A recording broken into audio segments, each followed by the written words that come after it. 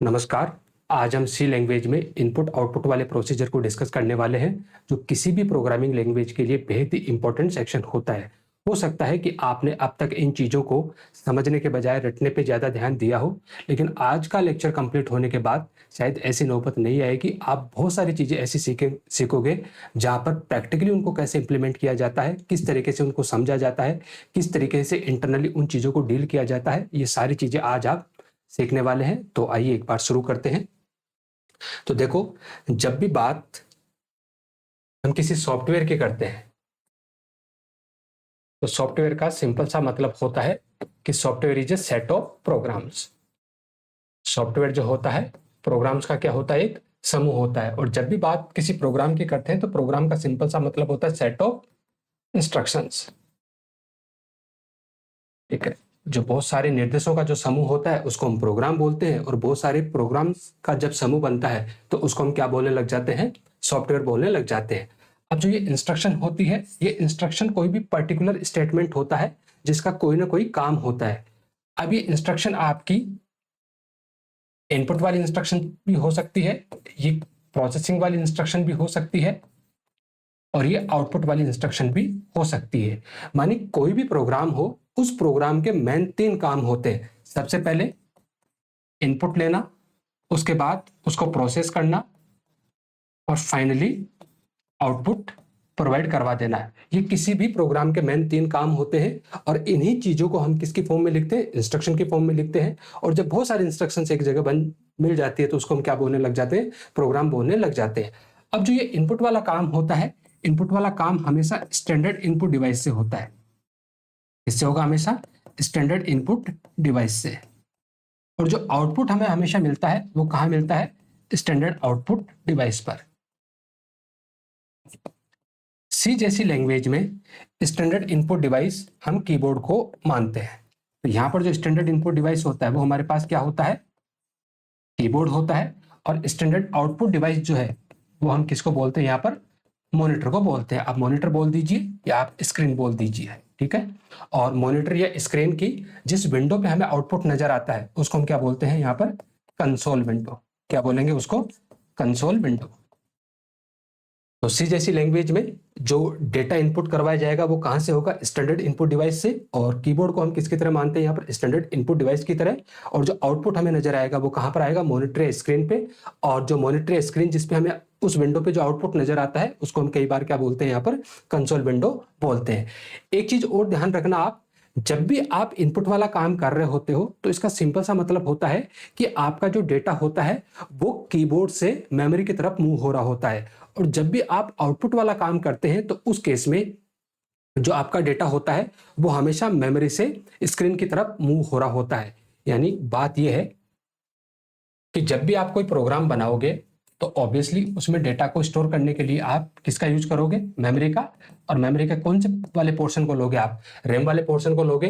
तो जब भी आप इनपुट का काम करोगे तो इनपुट वाले काम में जो डेटा होगा आपका वो कीबोर्ड से कहां पर जाएगा, मेमोरी की तरफ जाएगा। और जब कीबोर्ड से मेमोरी की तरफ जाएगा तो वहां डेटा को स्टोर करने के लिए हम किसका यूज कर रहे होंगे, ऑब्वियसली वहां पर हम वेरिएबल्स का यूज कर रहे होंगे। तो कीबोर्ड से डेटा वेरिएबल तक पहुंचाने वाला जो प्रोसेस है उसको हम क्या बोलेंगे, इनपुट।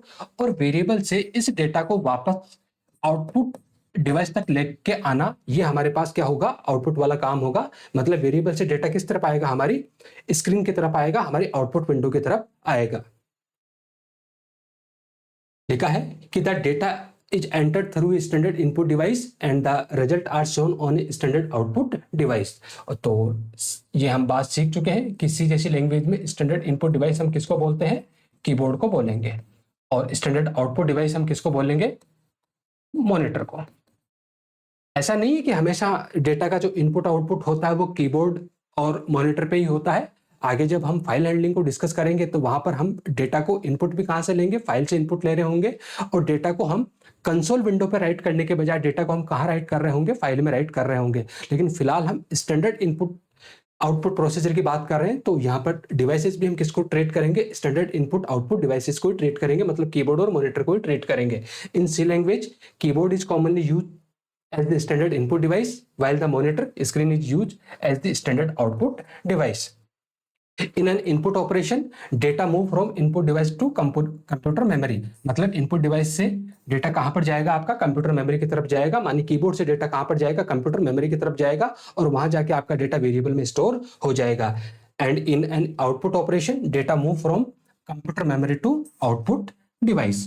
और इस काम को करने के लिए हमें यहाँ पर कुछ प्रीडिफाइंड फंक्शन मिलेंगे, मतलब इनपुट आउटपुट वाले काम को करने के लिए सी लैंग्वेज हमें बहुत सारे पहले से प्रीडिफाइंड फंक्शन प्रोवाइड करवाती है। तो उन प्रीडिफाइंड फंक्शंस का यूज करके हम इनपुट आउटपुट वाला काम कर लेंगे। अब यहाँ पर जो फंक्शन होंगे वो कौन से वाले होंगे, प्रीडिफाइंड फंक्शन, मतलब पहले से बने बनाए हैं, हमें सिर्फ उन्हें क्या करना है, यूज करना है। तो वो फंक्शन कौन कौन से हैं, तो मैं यहाँ लिख देता हूं, इनपुट आउटपुट फंक्शन। और इन इनपुट आउटपुट फंक्शन को ब्रॉडली हम दो कैटेगरी में डिवाइड करते हैं। जो पहली कैटेगरी है उसको हम बोलेंगे formatted input output, formatted input output function.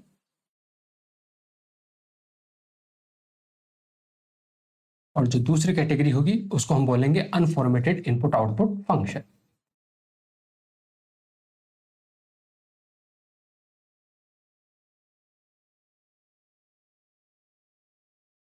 Formatted input output function में दो फंक्शन हमें देखने को मिलते हैं। First one is printf function and second one is scanf function. Unformatted input output function को फर्दर हम डिवाइड करते हैं। पहला होता है हमारे पास कैरेक्टर इनपुट आउटपुट, सेकंड आ जाता है हमारा स्ट्रिंग इनपुट आउटपुट, और आखिरी में आ जाते हैं हमारे पास नॉन स्टैंडर्ड फंक्शन। कुछ नॉन स्टैंडर्ड फंक्शन भी होते हैं जो इनपुट आउटपुट के लिए काम में लिए जाते हैं। कैरेक्टर इनपुट आउटपुट में हमारे पास दो फंक्शन होंगे, पहला होगा हमारे पास गेट केयर और दूसरा होगा हमारे पास पुट केयर। पहला फंक्शन होगा गेट केयर फंक्शन और दूसरा फंक्शन होगा हमारे पास पुट केयर। अगर स्ट्रिंग इनपुट आउटपुट की बात करें तो यहां पर पहला होगा गेटस फंक्शन और दूसरा होगा हमारे पास पुटस फंक्शन। एक चीज और ध्यान रखना कि जो आपका गेटस फंक्शन है इसको डेप्रिकेटेड कर दिया है, ठीक है, कुछ दिक्कत था इसमें, ठीक है। तो इसकी जगह एक नया फंक्शन हमें देखने को मिलता है एफ गेटस फंक्शन। होता क्या है कि गेटस फंक्शन बाउंड्री चेकिंग नहीं करता है और उसकी वजह से कई बार आपके प्रोग्राम का जो बिहेवियर होता है वो कुछ ऐसा हो जाता है कि जिसको आप प्रिडिक्ट नहीं कर सकते। तो गेटस की जगह रिकमेंड ये किया जाता है कि अब आपको किसको यूज करना चाहिए, एफ गेटस फंक्शन को यूज करना चाहिए। और नॉन स्टैंडर्ड फंक्शन में हमारे पास दो फंक्शन होते हैं, पहला होता है हमारे पास गेट सी एच फंक्शन और दूसरा होता है हमारे पास get C H E function, ठीक है। अब एक बार इनका मतलब समझते हैं कि एग्जैक्टली इनका मीनिंग क्या होता है। तो देखो, जो इनपुट आउटपुट फंक्शन है वो हमें दो तरह के मिलते हैं, पहले हमारे फॉर्मेटेड फंक्शन और दूसरे अनफॉर्मेटेड फंक्शन। फॉर्मेटेड फंक्शन का सिंपल सा मतलब होता है कि ऐसे फंक्शन जो हर एक टाइप की वैल्यू के साथ काम करने में कंफर्टेबल हो, मतलब वो कैरेक्टर के साथ भी काम करने में कंफर्टेबल हो, वो इंटीजर के साथ काम करने में कंफर्टेबल हो, वो रियल नंबर के साथ काम करने में भी कंफर्टेबल हो, और इवन वो स्ट्रिंग के साथ में भी काम करने में कंफर्टेबल हो। तो ऐसे फंक्शन को हम क्या बोलेंगे, फॉर्मेटेड फंक्शन। और अनफॉर्मेटेड फंक्शन वो फंक्शन होते हैं जो केवल और केवल किसको डील करते हैं, कैरेक्टर डेटा को डील करते हैं। अब जब एक कैरेक्टर आएगा तो वो सिंपल कैरेक्टर होगा, और जब ग्रुप ऑफ कैरेक्टर आ जाएंगे तो उसको हम क्या बोलने लग जाएंगे, स्ट्रिंग बोलने लग जाएंगे। तो ऐसे फंक्शन जो हर एक डेटा टाइप के साथ काम करने में कंफर्टेबल हो, मतलब ये आपके कैरेक्टर के साथ में काम कर सकते हैं, इंटीजर के साथ में काम कर सकते हैं, फ्लोट के साथ में काम कर सकते हैं, डबल के साथ में काम कर सकते हैं, और इवन अगर आपकी स्ट्रिंग है तो स्ट्रिंग के साथ में भी काम कर सकते हैं। जबकि जो आपके अनफॉर्मेटेड फंक्शन होंगे वो केवल और केवल किसके साथ काम करेंगे, कैरेक्टर डेटा टाइप के साथ में काम करते हैं। जब सिंगल कैरेक्टर होगा तो कैरेक्टर, और जब बहुत सारे कैरेक्टर का ग्रुप कर दिया जाएगा तो उसको हम क्या बोलने लग जाते हैं, स्ट्रिंग बोलने लग जाते हैं। अब इस कैटेगरी में दो है हमारे पास, पहला हमारा प्रिंटफ फंक्शन है, दूसरा स्कैनफ फंक्शन है। प्रिंटफ फंक्शन का काम क्या होगा, आउटपुट के लिए।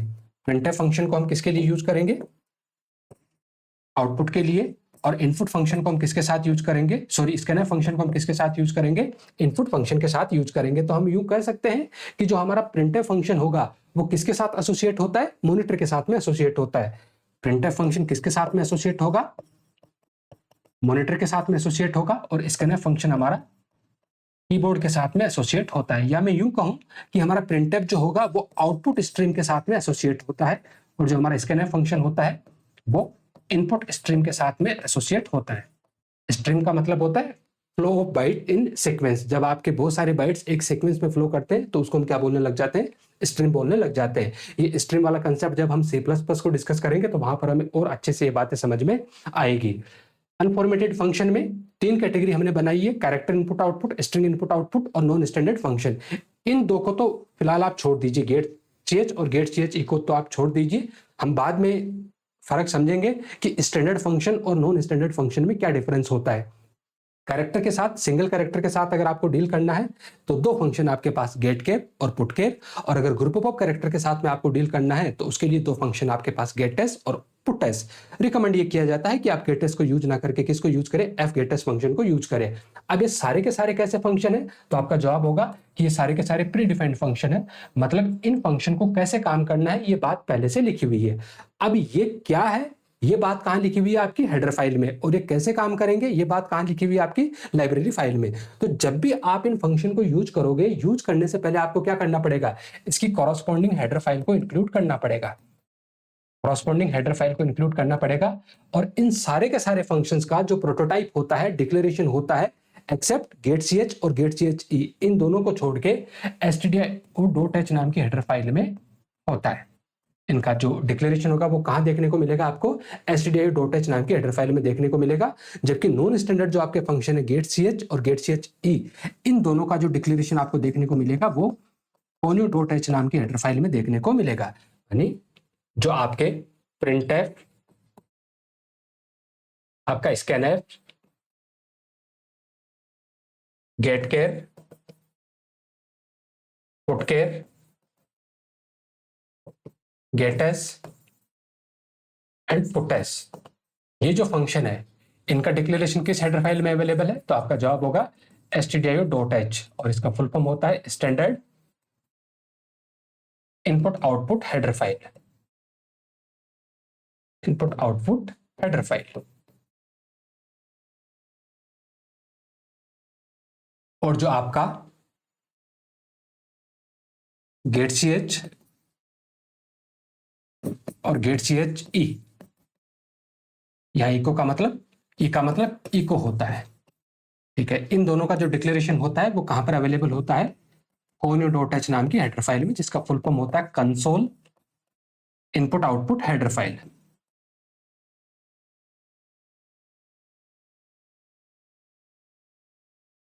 ठीक है, तो अब हमारा जो टारगेट होगा वो यही होगा कि 1 बाय 1 करके हमें इन हर एक फंक्शन को क्या करना है, डिस्कस करना है। तो सबसे पहले हम शुरू करते हैं प्रिंटफ फंक्शन से। ठीक है, तो प्रिंटफ फंक्शन के रिगार्डिंग लिखा है कि the printf is a pre defined formatted output function and it is used to display all type of data on the standard output device। मतलब आपका जो printf है वो कैसा फंक्शन है, फॉर्मेटेड फंक्शन है, मतलब हर एक टाइप की वैल्यू के साथ काम करने में वो क्या होगा, कंफर्टेबल होगा।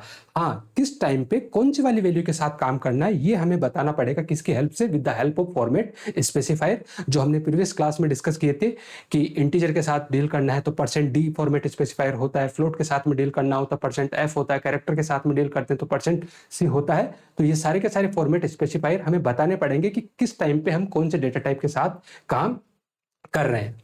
अब जो यहां पर जो वर्ड होता है प्रिंटफ, इस प्रिंटफ का फुल फॉर्म होता है प्रिंट फॉर्मेटेड, प्रिंट फॉर्मेटेड पता होना चाहिए आपको, ठीक है, कि प्रिंटफ का जो फुल फॉर्म होता है वो प्रिंट फॉर्मेटेड होता है। अब इसका जो डिक्लेरेशन और उसके बाद हम देखने वाले हैं सिंटैक्स। डिक्लेरेशन का मतलब ये है कि एग्जैक्टली इसको किस तरीके से डिक्लेयर किया गया है सी की stdio.h नाम की हेडर फाइल में।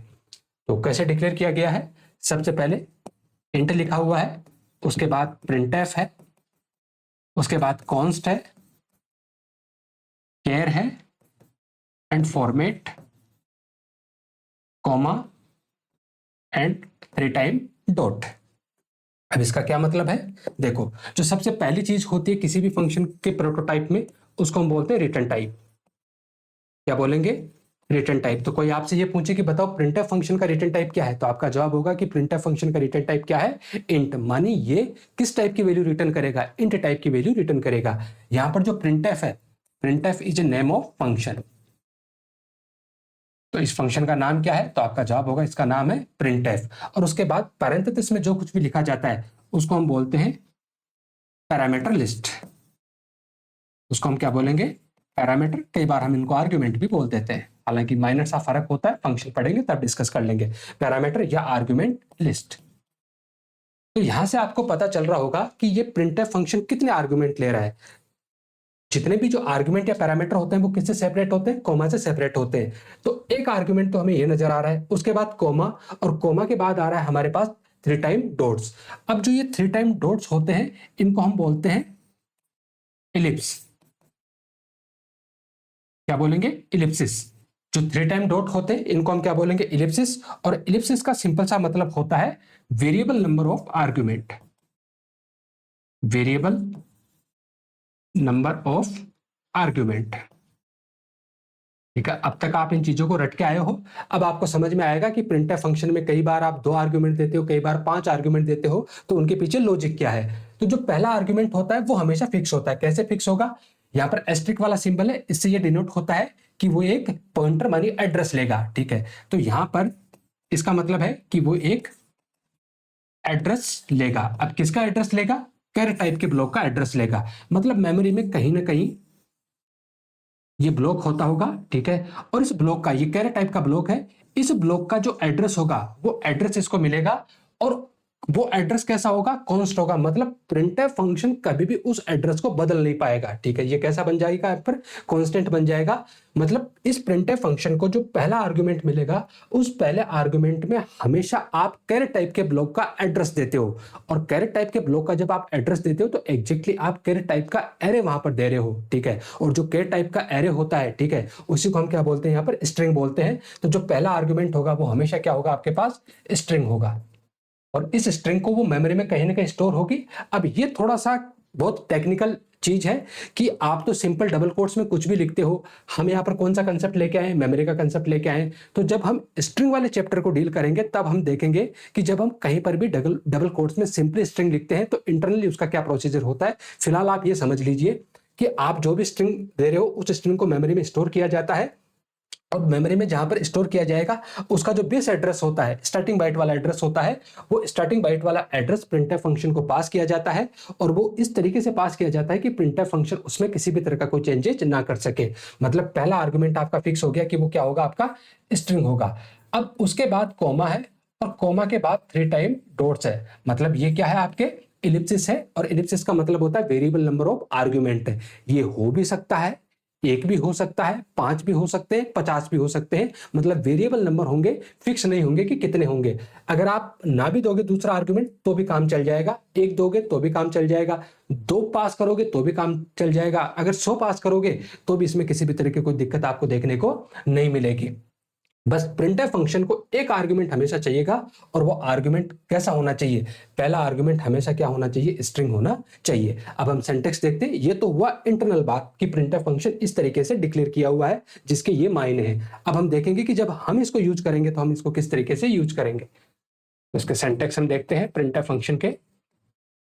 अभी अभी जो बात हम सीख के आए हैं उसी के अकॉर्डिंग लिखते हैं कि हम 2 तरीके से इसको यूज कर सकते हैं। पहला प्रिंटफ, और सिंपली हम यहां पर क्या पास कर सकते हैं? डबल कोट्स में कोई भी मैसेज। और यह हम प्रिंटफ को इस तरीके से यूज कर सकते हैं। प्रिंटफ, यहां पर हम कंट्रोल स्ट्रिंग देंगे और उसके बाद हम यहां पर वेरिएबल की लिस्ट देंगे। मतलब वेरिएबल फर्स्ट भी हो सकता है, एक से ज्यादा वेरिएबल भी हो सकते हैं, और कितने भी वेरिएबल हो सकते हैं। इस तरीके से हम लिख सकते हैं। तो हम 2 तरीके से प्रिंटफ फंक्शन को यूज कर सकते हैं। पहला कि हम सिंपली क्या लिखेंगे?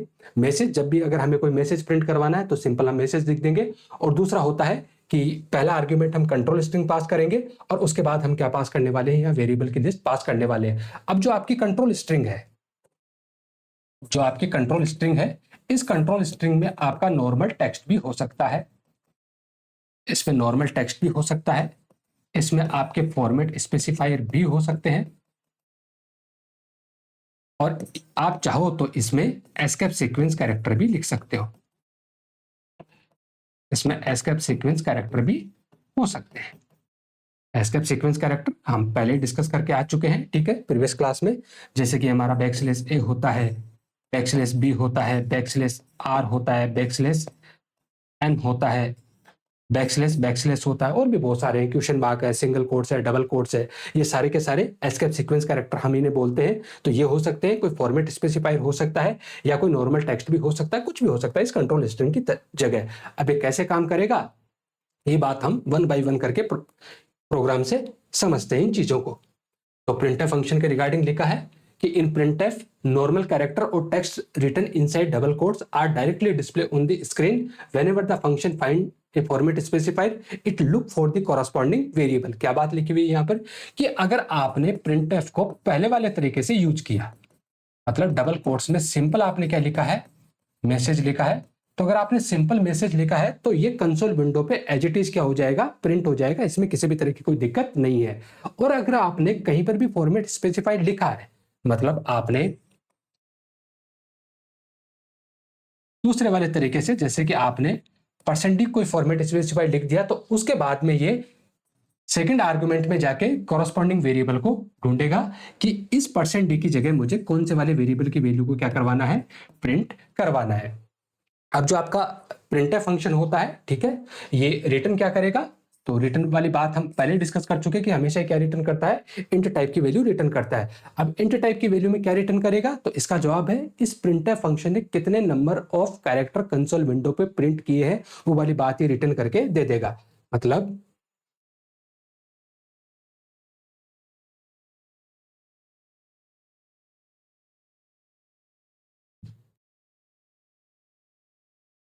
ठीक है, क्या रिटर्न करके देगा, इंट टाइप की वैल्यू, मतलब नंबर ऑफ कैरेक्टर्स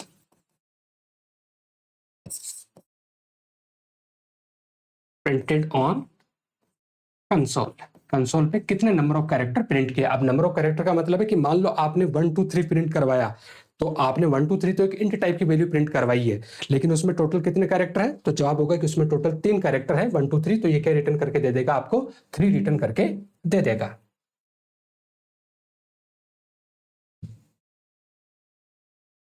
ठीक है, अब कुछ एग्जांपल्स हम देख लेते हैं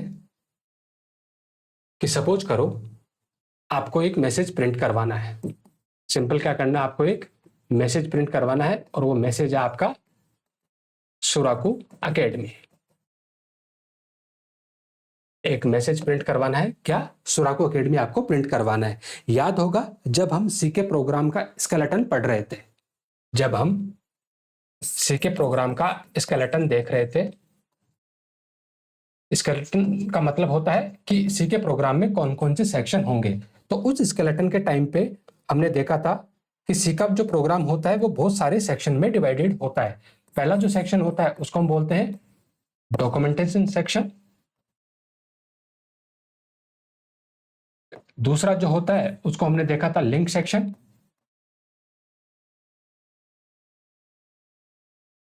तीसरा जो सेक्शन आपका होता है वो होता है definition section,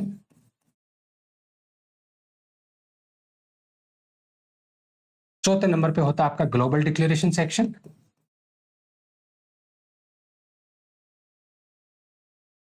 global declaration section, पांचवें नंबर पे आपका होता है मेन फंक्शन,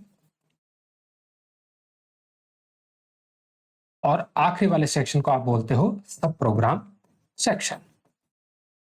यही हम वहां डिस्कस करके आए थे। अब फिर हमने ये भी देखा था कि इनमें से कुछ जो होते हैं वो मैंडेटरी होते हैं और कुछ जो होते हैं वो ऑप्शनल होते हैं। मतलब कुछ ऐसे होंगे अगर आपको जरूरत है तो आप लिख दीजिए, नहीं जरूरत है तो आप मत लिख दीजिए।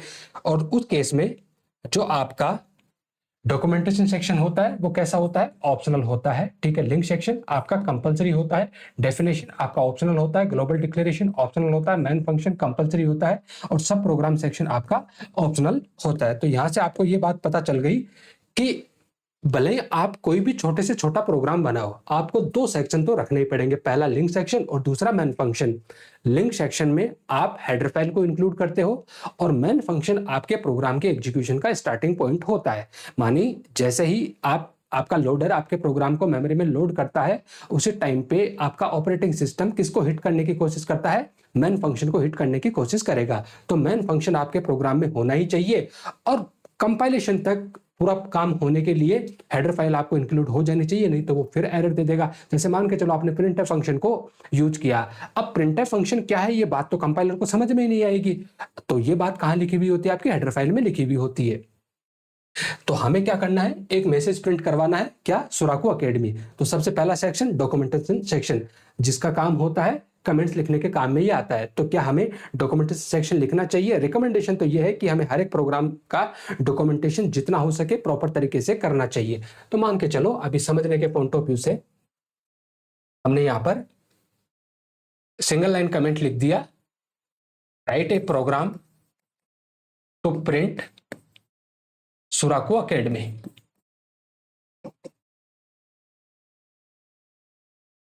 उसके बाद लिंक सेक्शन का काम क्या होगा? हेडर फाइल को इंक्लूड करना। हमारा काम क्या है? सुराकू एकेडमी जो मैसेज है उसको कंसोल विंडो तक पहुंचाना, वहां पर प्रिंट करवाना।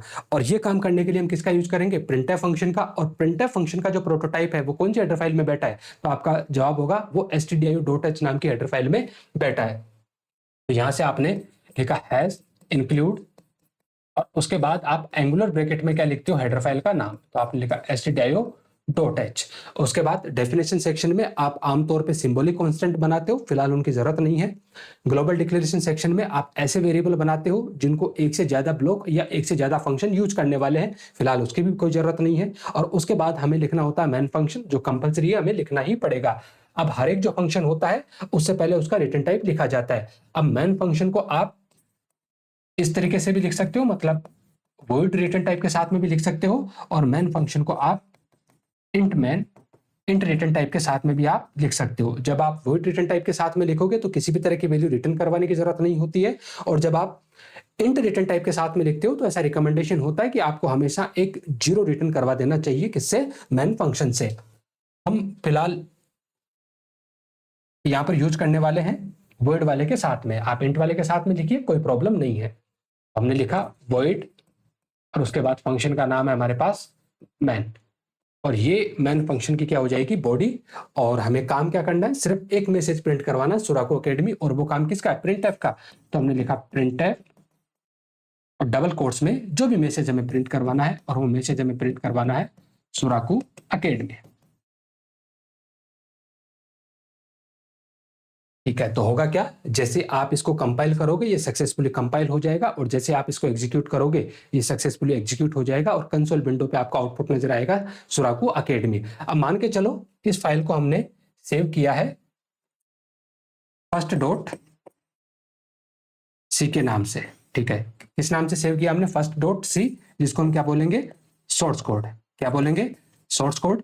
अब जैसे ही इस सोर्स कोड को हम एग्जीक्यूट करवाने की कोशिश करेंगे तो सबसे पहले हमें इसको कंपाइल करना पड़ेगा, और जब हम इसको कंपाइल करते हैं तो सबसे पहले किसके पास जाता है? ये प्री प्रोसेसर के पास जाएगा। किसके पास जाएगा? प्री प्रोसेसर के पास। और प्री प्रोसेसर का काम क्या होता है कि जो भी आपकी हेडर फाइल होती है उसको आपके सोर्स कोड के साथ में मर्ज कर देगा। मतलब ये क्या है? यहाँ पर हेडर फाइल, और इन हेडर फाइल को सोर्स कोड के साथ में मर्ज करेगा, और मर्ज करके एक इंटरमीडिएट फाइल बना देता है। जैसे कि आपने लिखा फर्स्ट, तो ये हो जाएगा फर्स्ट डॉट आई, ये एक इंटरमीडिएट फाइल हो गई। अब जो ये आपकी इंटरमीडिएट फाइल है, ये इंटरमीडिएट फाइल किसके पास जाएगी? कंपाइलर के पास, और कंपाइलर इसको कन्वर्ट करके ऑब्जेक्ट कोड बना देगा फर्स्ट डॉट ओबीजे। अब जो आपका फर्स्ट डॉट ओबीजे है वो किसके पास जाएगा? लिंकर के पास। ठीक है, और लिंकर क्या करेगा? जो आपकी लाइब्रेरी फाइल है, जो आपकी लाइब्रेरी फाइल है मानी डॉट लिब फाइल, डॉट लिब फाइल को अटैच करके एक नई फाइल बना देगा, और वो नई फाइल जो होगी वो आपका सॉफ्टवेयर होता है, मतलब फर्स्ट डॉट ईएक्सी। मतलब कंपाइलेशन वाला काम यहां तक हो चुका है, और आपकी जो ईएक्सी फाइल है वो बनके तैयार है। अब जो ये आपकी ईएक्सी फाइल है ये किसके पास जाएगी? लोडर के पास, और लोडर इसको क्या कर देता है? रैम में लोड कर देगा।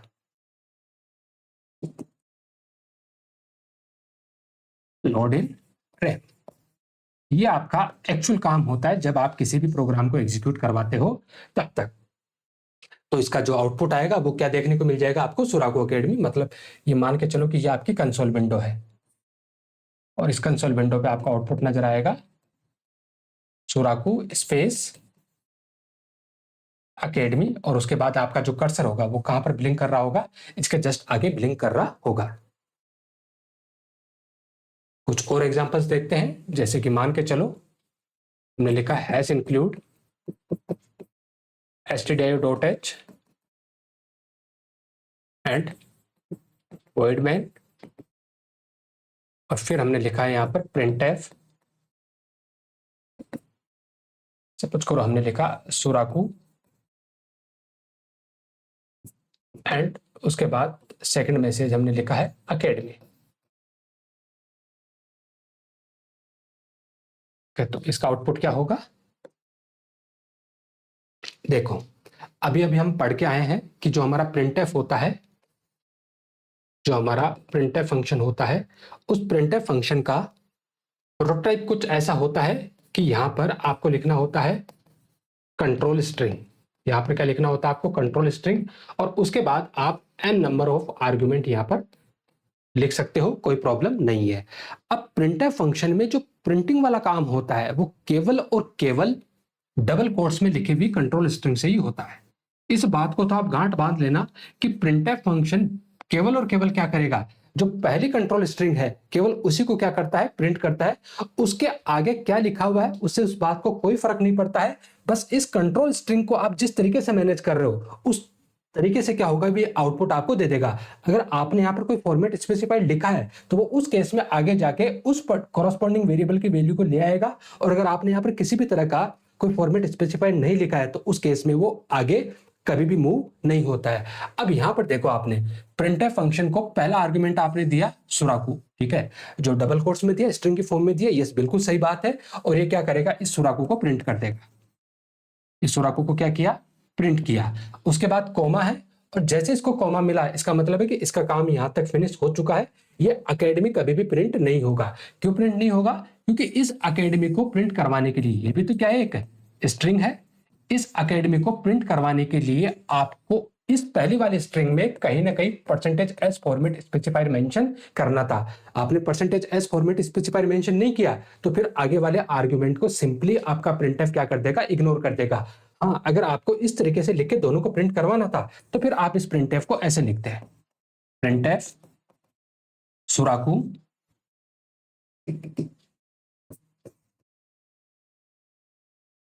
Percentage S and academy. ठीक है, ऐसे कंफ्यूज मत हो ना कि जब फॉर्मेट स्पेसिफाइड लिखते हैं तो इधर की तरफ वेरिएबल ही होते हैं। ठीक है, कोई जरूर नहीं कि वेरिएबल ही हो। ठीक है, लिटरल भी हो सकते हैं, कांस्टेंट भी हो सकते हैं, एक्सप्रेशन भी हो सकती है, सब कुछ यहाँ अलाउ है। तो देखो सबसे पहले क्या प्रिंट करेगा, सुराकू। उसके बाद क्या मिला इसको, परसेंट एस से फॉर्मेट स्पेसिफायर है। जैसे फॉर्मेट स्पेसिफायर मिला, कॉमा के बाद पहले वाले आर्गुमेंट की तरफ जाएगा।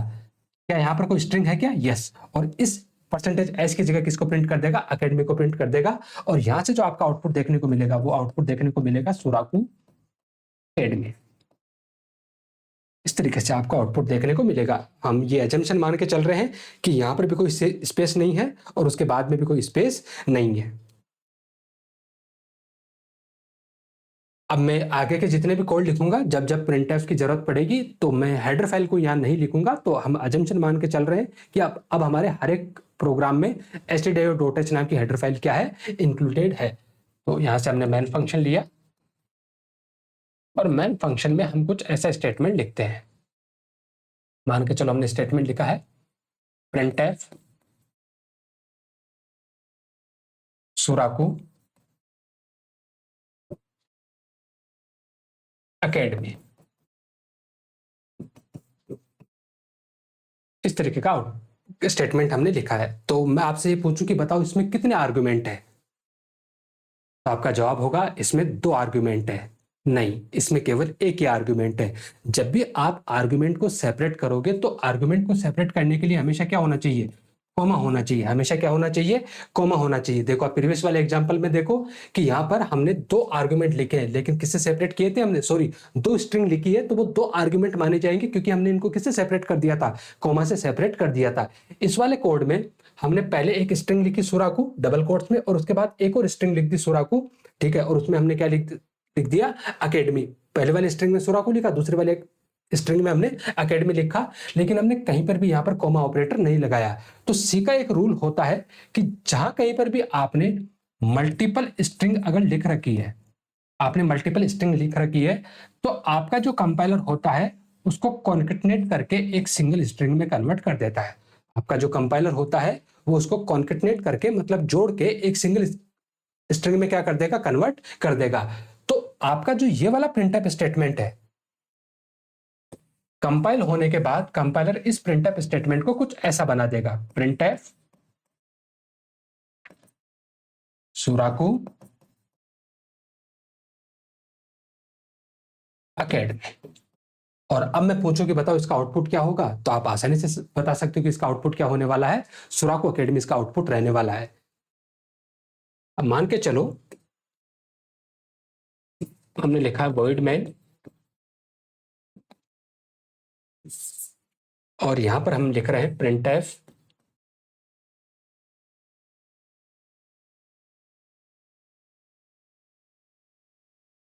सुराकू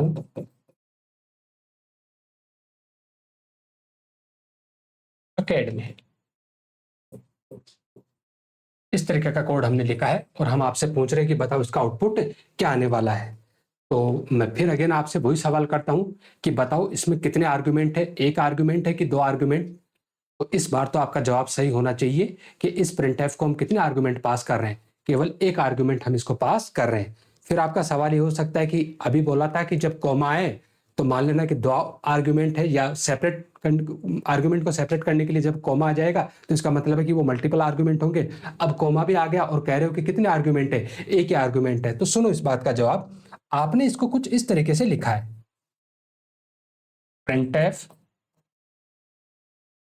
इस तरीके से आपने लिखा है। तो प्रिंटफ के पैरेंथेसिस तो यही वाले हैं, इन पैरेंथेसिस के अंदर बताओ कितने आर्गुमेंट है, तो आपका जवाब होगा एक ही तो है।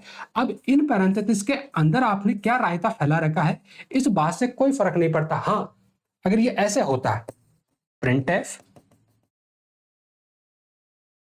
ऐसे, तो आप कह देते कि यहाँ कितने आर्गुमेंट है, 2 आर्गुमेंट है, लेकिन यहां तो फिलहाल कितने आर्गुमेंट है, एक आर्गुमेंट है। तो बताओ इसका आउटपुट क्या आएगा। तो देखो इसको समझने की कोशिश करो, जब आपका कंपाइलर इसको रिजोल्व करने की कोशिश करेगा तो रिजोल्व कुछ इस तरीके से किया जाएगा, प्रिंटफ, क्योंकि ये जो स्टेटमेंट आपने लिखा होगा वो फंक्शन को कॉल करते टाइम पे लिखा है, और फंक्शन को कॉल करते टाइम पे जब आपने इस तरीके से लिखा है तो आपका जो कंपाइलर होगा उसको किस तरीके से रिजोल्व करेगा, यहां से क्या वैल्यू आएगी। तो यहां से वैल्यू लाने के लिए वो देखेगा कि इसमें क्या वैल्यू है, तो यहां पर इस पूरी की पूरी एक्सप्रेशन को आप किससे सेपरेट कर रहे हो, कॉमा से सेपरेट कर रहे हो। और जो आपका ये कॉमा ऑपरेटर होता है ना, ये कॉमा ऑपरेटर आपका लेफ्ट टू राइट काम करता है। हालांकि जब ऑपरेटर में हम इसको और धूमधाम से पढ़ेंगे, लेकिन आपका जो कॉमा ऑपरेटर होता है वो कैसे काम करता है, लेफ्ट टू राइट काम करता है। अब लेफ्ट टू राइट ये काम तो करेगा, मतलब एक्सप्रेशन को तो ये लेफ्ट टू राइट इवेलुएट करेगा, लेकिन उसके बाद जो राइट मोस्ट एक्सप्रेशन होती है वही आपका हमेशा क्या माना जाता है, रिजल्ट माना जाता है। जो आपकी राइट मोस्ट एक्सप्रेशन होगी वही हमेशा क्या माना जाएगा, रिजल्ट माना जाएगा। अब कई बार मैं देखता हूं कई जगह कि कुछ लोग बोल रहे होते हैं कि आपका printf function right to left काम करता है। प्रिंटफ फंक्शन आपका लेफ्ट टू राइट ही काम करता है, वो राइट टू लेफ्ट काम नहीं करता है। राइट टू लेफ्ट काम करने वाला जो सिनेरियो होता है वो इस वजह से आता है कि आपका comma operator left to right काम करता है, लेकिन हमेशा वो राइट मोस्ट एक्सप्रेशन को क्या करता है, रिटर्न करके देता है। तो जब ये इसको इवेलुएट करेगा तो सबसे पहले इसको सुराको मिला, उसके बाद अकेडमी मिला। तो बताओ इसके राइट मोस्ट पे क्या है, तो आप कहोगे अकेडमी है, तो ये सिर्फ अकेडमी को रिटर्न करके देगा। और ये जो स्टेटमेंट है वो आपका कुछ ऐसा बन जाएगा,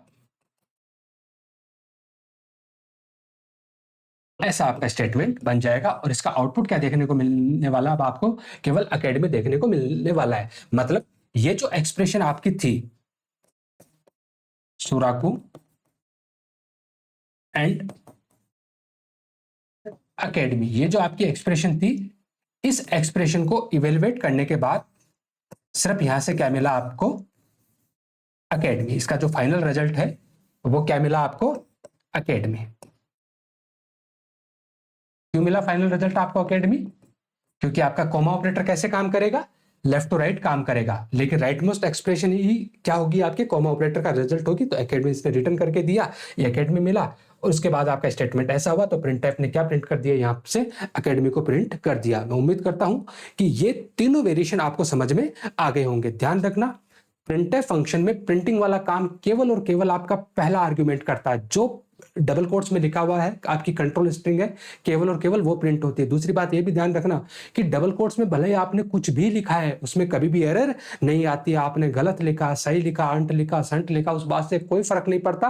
अगर उसको बात समझ में आएगी तो वो उसके अकॉर्डिंग काम कर देगा। अगर बात समझ में नहीं आएगी तो वो एज इट इज क्या कर देगा? उसको छाप देगा। एज इट इज क्या कर देगा? छाप देगा कि भैया मुझे समझ नहीं आया, ठीक है, इसका मतलब क्या है? तो वो एज इट इज क्या कर देगा? उसको प्रिंट कर देगा। अब कुछ स्टेटमेंट है हमारे पास, और इतना पढ़ने के बाद अब हमें क्या करना है? इन स्टेटमेंट का आउटपुट फाइंड आउट करना है। बेटर तो ये होगा कि आप एक बार स्क्रीन को पॉज कीजिए, और पॉज करने के बाद जितने भी यहां पर आपने स्टेटमेंट लिख रखे हैं उन स्टेटमेंट का आउटपुट आप खुद लिखिए, और उसके बाद आप देखिए कि एक्चुअल में इनका आउटपुट क्या रहने वाला है।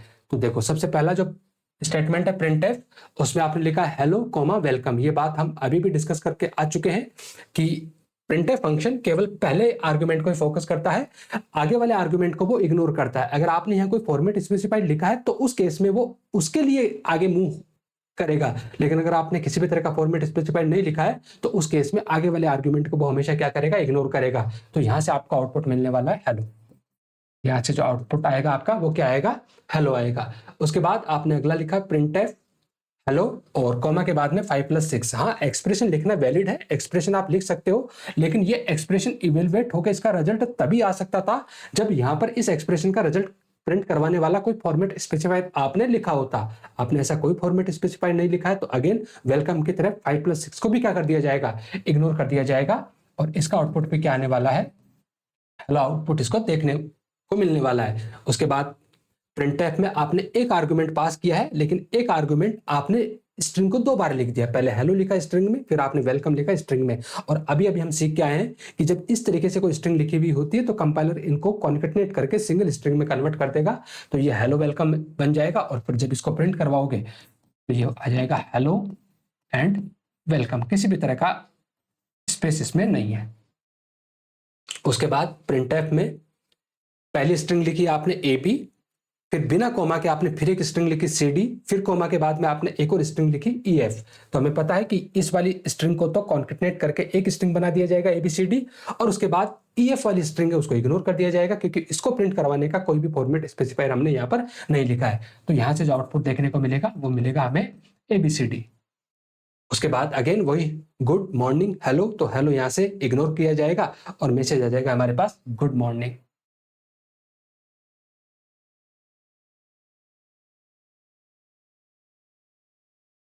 उसके बाद पहला आर्गुमेंट आपने लिखा है स्ट्रिंग में 1 2 3, और दूसरा आर्गुमेंट है उसके बाद 45, तीसरा आर्गुमेंट आपके पास 67। प्रिंट होता है वो हमेशा पहले वाला आर्गुमेंट प्रिंट होता है। आगे कोई फॉर्मेट स्पेसिफायर होता है तो वैल्यू प्रिंट हो जाती है, नहीं है तो वैल्यू प्रिंट नहीं होती। तो अगेन 45 और 67 को इग्नोर किया जाएगा, और इसका जो आउटपुट देखने को मिलने वाला है वो है 1 2 3 हमें देखने को मिलने वाला है। अब यहाँ पर जो 1 2 3 है वो कोई नंबर नहीं है, यहाँ वाला जो 1 2 3 इसको क्या मानेंगे हम? स्ट्रिंग, क्योंकि वो किस में लिखा हुआ है? डबल कोट्स में। उसके बाद एक स्ट्रिंग लिखिए ए, फिर एक स्ट्रिंग लिखिए बी, फिर एक स्ट्रिंग लिखिए यहाँ पर सी। कहीं पर भी कॉमा ऑपरेटर नहीं है, मतलब इसको कॉन्केटनेट करके कंपाइलर क्या बना देगा? एबीसी। जब ये प्रिंट होगा तो क्या प्रिंट हो जाएगा? एबीसी प्रिंट हो जाएगा। फिर पहला आर्गुमेंट है इंडिया, दूसरा भारत, तीसरा हिंदुस्तान। तो अगेन कॉमा से सेपरेट किया है तो आगे के 2 आर्गुमेंट को इग्नोर करेगा, सिर्फ पहले वाले को प्रिंट करेगा, और इंडिया यहां से प्रिंट हो जाएगा। उसके बाद पहला आर्गुमेंट डेटा, दूसरा पहली स्ट्रिंग डेटा, दूसरी स्ट्रिंग डेटा, और दूसरा आर्गुमेंट स्ट्रिंग में एसक्यूएल। अगेन एसक्यूएल को इग्नोर करेगा और प्रिंट होगा आपका डेटाबेस। यहां से डेटाबेस प्रिंट हो जाएगा। उसके बाद पहली स्ट्रिंग सी, दूसरी स्ट्रिंग आपने लिखी लैंग्वेज, अगला आर्गुमेंट आप लिखा आपने 100 + 200। अगेन कोई फॉर्मेट स्पेसिफाइड नहीं है, आगे वाले पोर्शन को क्या किया जाएगा? यहां से इग्नोर किया जाएगा। और यहां से प्रिंट हो जाएगा सी लैंग्वेज।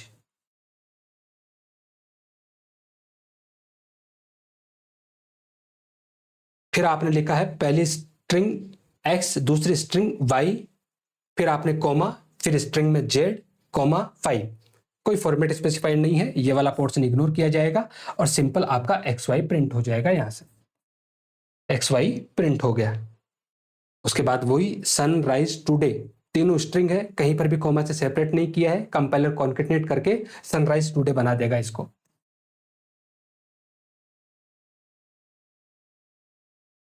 यहां से आउटपुट आपको मिलेगा सनराइज टुडे।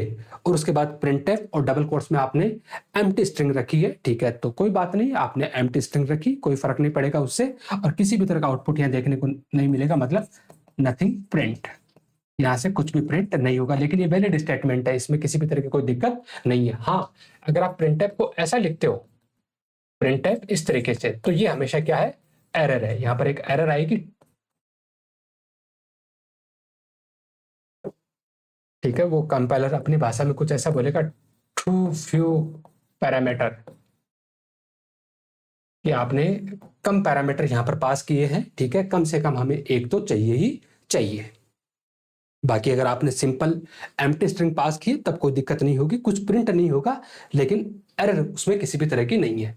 हम बात करेंगे कि प्रिंटफ फंक्शन में हम एस्केप सीक्वेंस को कैसे काम में लेंगे। अब एस्केप सीक्वेंस हमने प्रीवियस क्लास में पढ़ा था कि कुछ स्पेशल कैरेक्टर होते हैं जिनका स्पेशल मीनिंग होता है, और जैसे एस्केप सीक्वेंस कैरेक्टर आता है, जिनको हम कई बार बैकस्लैश कांस्टेंट भी बोलते हैं, और वो इसलिए बोलते हैं क्योंकि ये किससे स्टार्ट होते हैं, बैकस्लैश से स्टार्ट होते हैं। तो जैसे ही बैकस्लैश मिलता है कंपाइलर को, उसके बाद कंपाइलर को ये इंस्ट्रक्शन जाती है कि इसके आगे जो कुछ भी आ रहा है उसको नॉर्मल तरीके से ट्रीट करना है, स्टैंडर्ड तरीके से उसको ट्रीट नहीं करना होता है। और वो कौन कौन से होते हैं हमारे पास, बैकस्लैश कांस्टेंट या एस्केप सीक्वेंस कैरेक्टर। तो आमतौर पे हम बैकस्लैश एक को यूज करेंगे किसके लिए, अलर्ट या बीप वाले साउंड के लिए। उसके बाद आपका बैकस्लैश एन होता है, वो होता है न्यू लाइन के लिए। अभी समझेंगे वन बाय वन करके इनका मतलब। उसके बाद आपका बैकस्लैश बी होता है, वो होता है बैक स्पेस के लिए।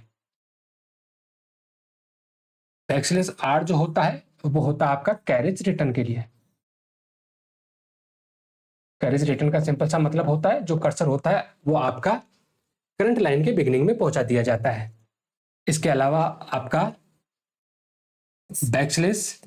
बैकस्लैश होता है टू प्रिंट बैकस्लैश, फिर होता है आपका backslash single quotes to print single quotes, फिर backslash double quotes to print double quotes, फिर होता है आपका backslash question mark to print question mark, और फिर आपका बैकस्लैश 0 टू टर्मिनेट स्ट्रिंग। और कुछ बच रहा है क्या, ठीक, और कोई होगा तो बाद में डिस्कस कर लेंगे। हाँ, एक आपका बैकस्लैश टी जो होता है वो आपका हॉरिजॉन्टल टैब के लिए होता है, हॉरिजॉन्टल टैब के लिए, ठीक है। हमें पता है कि इसको हम हॉरिजॉन्टल बोलते हैं, ठीक है, और जो टॉप डाउन वाला होता है उसको हम क्या बोलते हैं, वर्टिकल बोलते हैं। आपका बैकस्लैश भी होता है वर्टिकल टैब के लिए, ठीक है, काम नहीं करता है। और इसके अलावा एक और होता है आपका बैकस्लैश एफ, होम फीड के लिए, ठीक है। ये सारे के सारे आपके एस्केप सीक्वेंस या बैकस्लैश कांस्टेंट होते हैं। अब इनको प्रिंटफ में हम कैसे काम में लेंगे ये बात हम सीखते हैं। अब ये सीखे उससे पहले हम एक प्रॉब्लम स्टेटमेंट देखते हैं कि सपोज करो हमने लिखा वॉइड मैन, और यहां पर हमने लिखा है प्रिंटफ सोराकू, और अगले प्रिंटफ में हमने लिखा है यहां पर अकेडमी।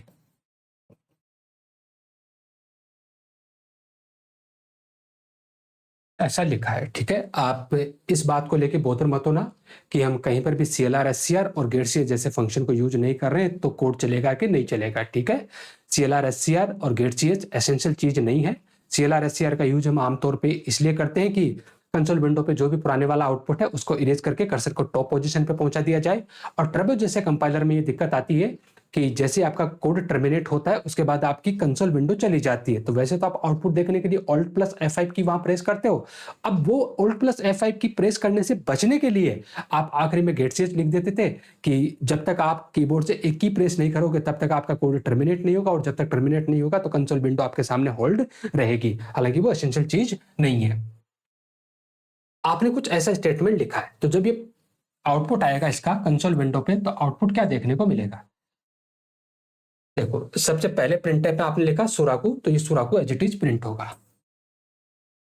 तो ये सुराकू यहाँ प्रिंट हुआ, और सुराकू प्रिंट होने के बाद कर्सर आपका यहाँ पर ब्लिंक कर रहा है।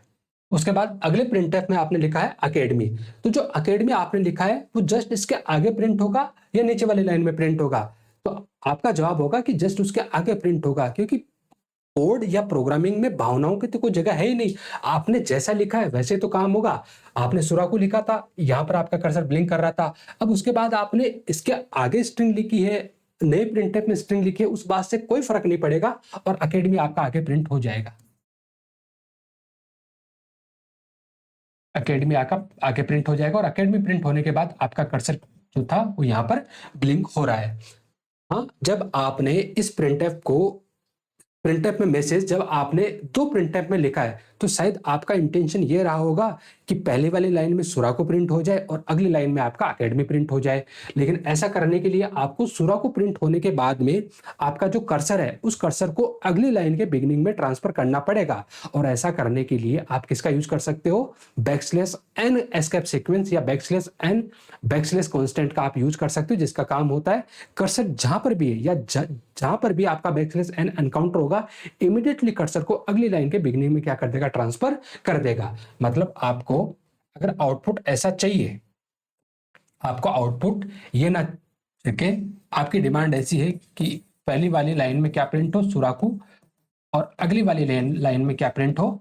अकेडमी। तो ऐसा करने के लिए सुराकू प्रिंट होने के बाद आपको कर्सर को अगली लाइन में मूव करवाना पड़ेगा। मतलब इन दोनों प्रिंटफ की जगह आप ऐसा लिखना पड़ेगा, प्रिंटफ सबसे पहले प्रिंट हो सुराकू, प्रिंट होने के बाद कर्सर अगली लाइन के बिगिनिंग में चला जाए, उसके बाद आपका प्रिंट हो जाए अकेडमी।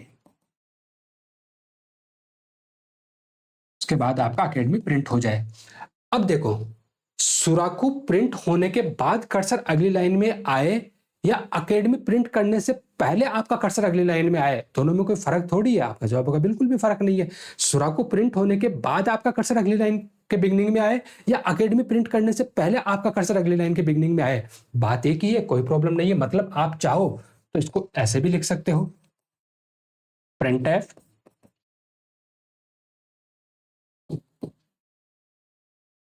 पहले सुराकू प्रिंट हुआ,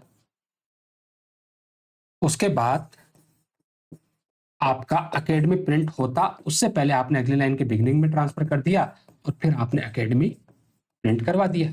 आउटपुट में कोई फर्क नजर नहीं आएगा। और ऑफ कोर्स आप दोनों प्रिंट टाइप को सिंगल जगह तो मर्ज कर ही सकते हो, उसमें तो कोई दिक्कत ही नहीं है। आप चाहो तो इसको ऐसे भी लिख सकते हो कि भैया सुरा को प्रिंट करो, उसके बाद कर्सर को अगली लाइन में पहुंचाओ और उसके बाद अकेडमी को प्रिंट कर दो। याद होगा जब हमने कंट्रोल स्ट्रिंग देखी थी सिंटैक्स में प्रिंटफ के, तब हमने देखा था कि इस कंट्रोल स्ट्रिंग में आपका नॉर्मल टेक्स्ट भी हो सकता है, आपके एस्केप सीक्वेंस कैरेक्टर भी हो सकते हैं और आपके फॉर्मेट स्पेसिफायर भी हो सकते हैं। फिलहाल हम फॉर्मेट स्पेसिफायर तक नहीं पहुंचे हैं, ठीक है, लेकिन हाँ, नॉर्मल टेक्स्ट के अलावा यहाँ पर क्या हो सकते हैं? एस्केप सीक्वेंस कैरेक्टर भी हो सकते हैं। तो उम्मीद है आपको ये वाली बात समझ में आई होगी। हाँ, एक चीज और समझ लीजिए, ठीक है, कि हम ये कंसोल विंडो बोल रहे हैं, ठीक है। इस कंसोल विंडो में हमने बोला कि जब तक आप बैकस्लैश एन एनकाउंटर नहीं करवाओगे, ठीक है, तब तक कर्सर आपका अगली लाइन के बिगिनिंग में नहीं आएगा। अब जवाब ये कि क्या हम कितना भी टेक्स्ट प्रिंट करवा लें कभी भी अगली लाइन में नहीं आता है?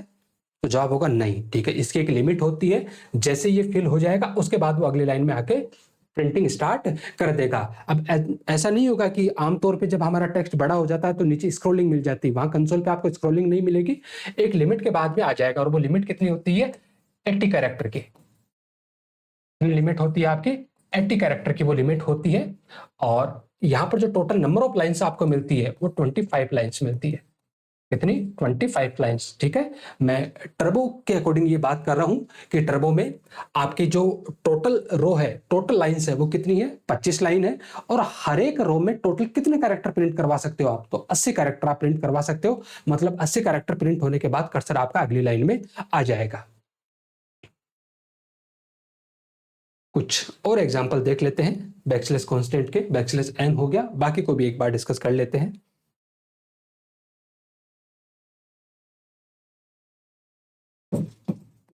ऐसे मैन फंक्शन, और मैन फंक्शन मैंने लिखा printf first line backslash N, second line backslash N. फिर हम लिखते हैं प्रिंटफ अलर्ट कॉलन बैकस्लैश ए backslash N printf abc backslash b d backslash n।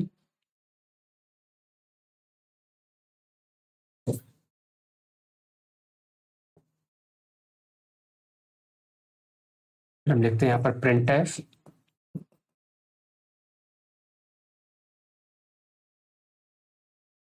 Hello backslash r hi backslash n।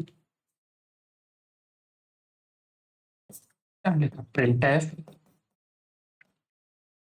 Name backslash t age backslash n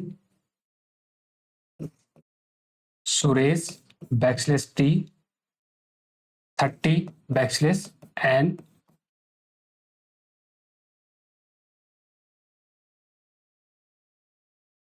और कौन सा बचा format, ये escape sequence. और हम इस तरीके से लिख सकते हैं printf t colon backslash backslash tc backslash backslash bin backslash backslash my file backslash n। ठीक है, इतना समझ लेते हैं। ये हमारी कंसोल विंडो है जहां पर आउटपुट नजर आएगा।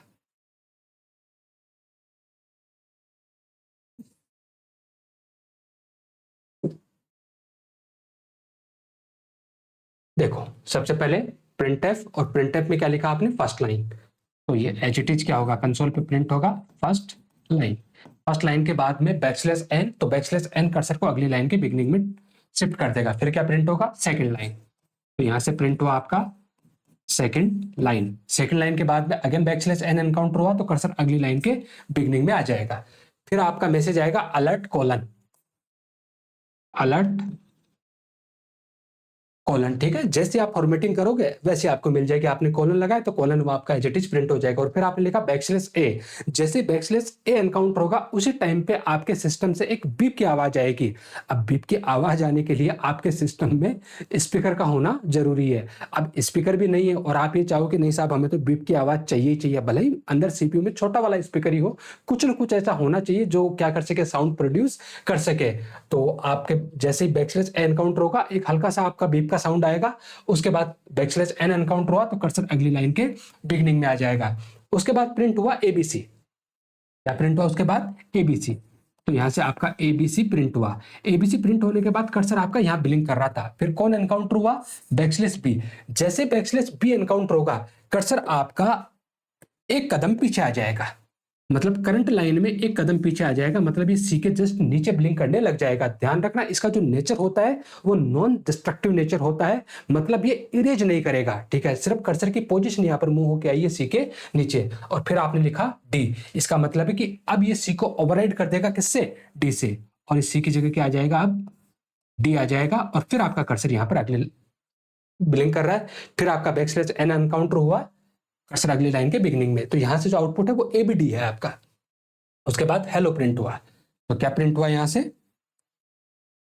हेलो प्रिंट हुआ। तो ये हेलो जैसा लिखा था प्रिंट हुआ, कर्सर यहाँ ब्लिंक कर रहा है, फिर बैकस्लैश आर, और बैकस्लैश आर मतलब कैरिज रिटर्न, और कैरिज रिटर्न का मतलब करंट लाइन के बिगिनिंग में कर्सर को ट्रांसफर कर दो। तो आपका जो कर्सर है वो यहाँ से करंट लाइन के बिगिनिंग में आ जाएगा, मतलब एच के नीचे। अगेन जैसा बैकस्लैश बी का नेचर था वैसा ही नेचर आपका किसका है, बैकस्लैश आर का। इसका भी नॉन डिस्ट्रक्टिव नेचर है, मतलब ये भी कुछ भी इरेज नहीं करेगा।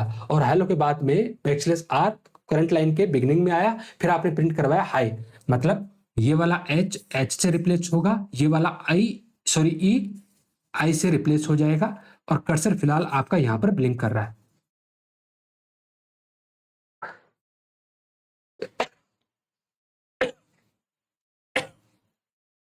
सॉरी, कर्सर आपका यहां ब्लिंक कर रहा है और उसके बाद एनकाउंटर हुआ बैकस्लैश एन, तो कर्सर आपका अगली लाइन के बिगिनिंग में आ जाएगा।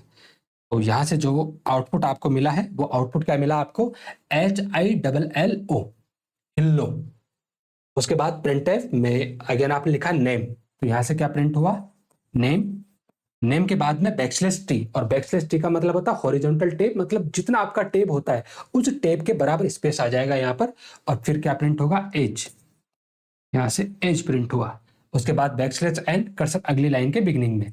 उसके बाद प्रिंट होगा सुरेश, तो यहां से प्रिंट हुआ सुरेश, फिर बैकस्लैश टी, वही एक टेप जितना स्पेस आएगा, फिर 30, तो यहां पर क्या प्रिंट हुआ 30, बैकस्लैश एन, कर्सर अगली लाइन के बिगिनिंग में आ जाएगा। फिर आपने लिखा प्रिंट अप सी कोलन, तो प्रिंट हुआ सी कोलन। उसके बाद बैकस्लैश, जैसे बैकस्लैश मिलेगा ठीक है, उसी टाइम पे ये एस्केप सीक्वेंस की तरह काम करेगा।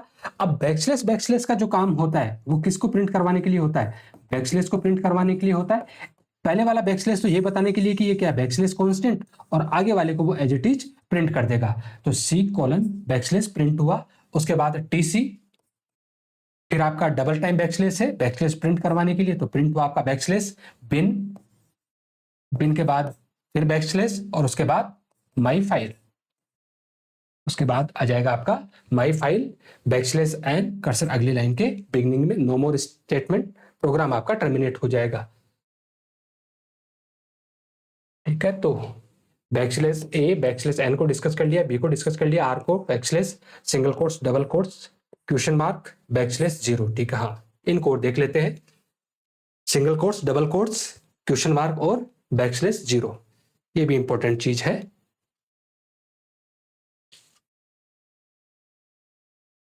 ठीक है, एक और कोड लिख लेता हूं, वॉइड मैन, यहां पर लिखा प्रिंट एफ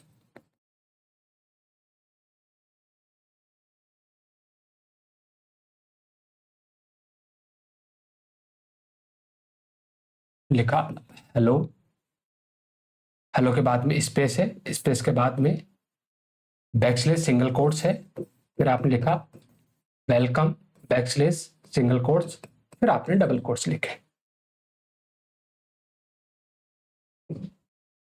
फिर बैकस्लैश एन है, के बाद लिखा आपने print F hello backslash double quotes welcome backslash double quotes backslash N double quotes, फिर आप लिखा print F how are you backslash question mark backslash N, और फिर आप लिखा प्रिंट एफ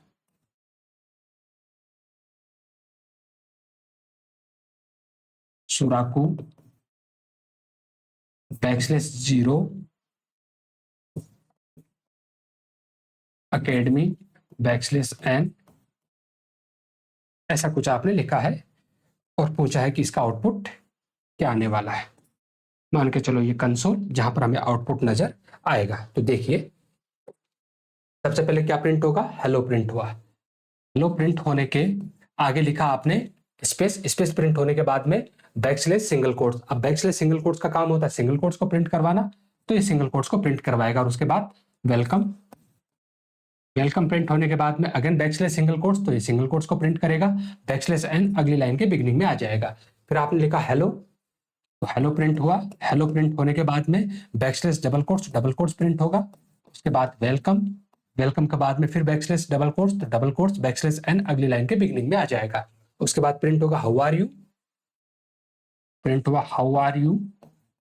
और उसके बाद में बैकस्लैश क्वेश्चन मार्क, किसके लिए? क्वेश्चन मार्क को प्रिंट करवाने के लिए। बैकस्लैश एन की वजह से कर्सर अगली लाइन के बिगिनिंग में आ जाएगा।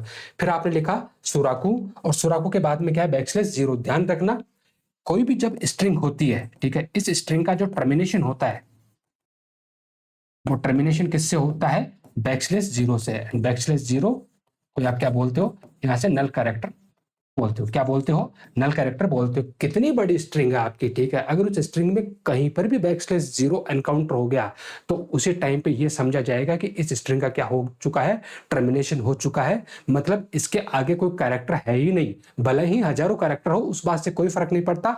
जब कभी भी स्ट्रिंग में बैकस्लैश जीरो एनकाउंटर होगा, इसका मतलब है उस स्ट्रिंग का क्या हो चुका है? टर्मिनेशन हो चुका है। तो यहाँ सुराको के बाद में जैसे बैकस्लैश जीरो मिला, कंपाइलर की नजर में आगे कुछ है ही नहीं, आगे कुछ है ही नहीं। और वो सिंपल क्या प्रिंट करेगा? यहां से सुरा को प्रिंट करेगा और कर्सर आपका यहां पर ब्लिंक कर रहा होगा। जैसे ही मेन फंक्शन का एंड ब्रेसेस एनकाउंटर होगा, उसी टाइम पे आपका प्रोग्राम क्या हो जाएगा? यहां से टर्मिनेट हो जाएगा। तो यहां तक की बात आपको समझ में आ गई होगी कि हम किस तरीके से एस्केप सीक्वेंस कैरेक्टर को डील कर सकते हैं। नाउ फॉर्मेट स्पेसिफायर इन प्रिंटफ, की प्रिंटफ फंक्शन में हम कौन कौन से फॉर्मेट स्पेसिफायर और उनको किस किस तरीके से हम यूज कर सकते हैं। तो मैं लिस्ट बना देता हूं, ठीक है। यहां पर आपके फॉर्मेट स्पेसिफायर है और दूसरे कॉलम में मैं लिख देता हूं कि ये किसके लिए यूज होगा।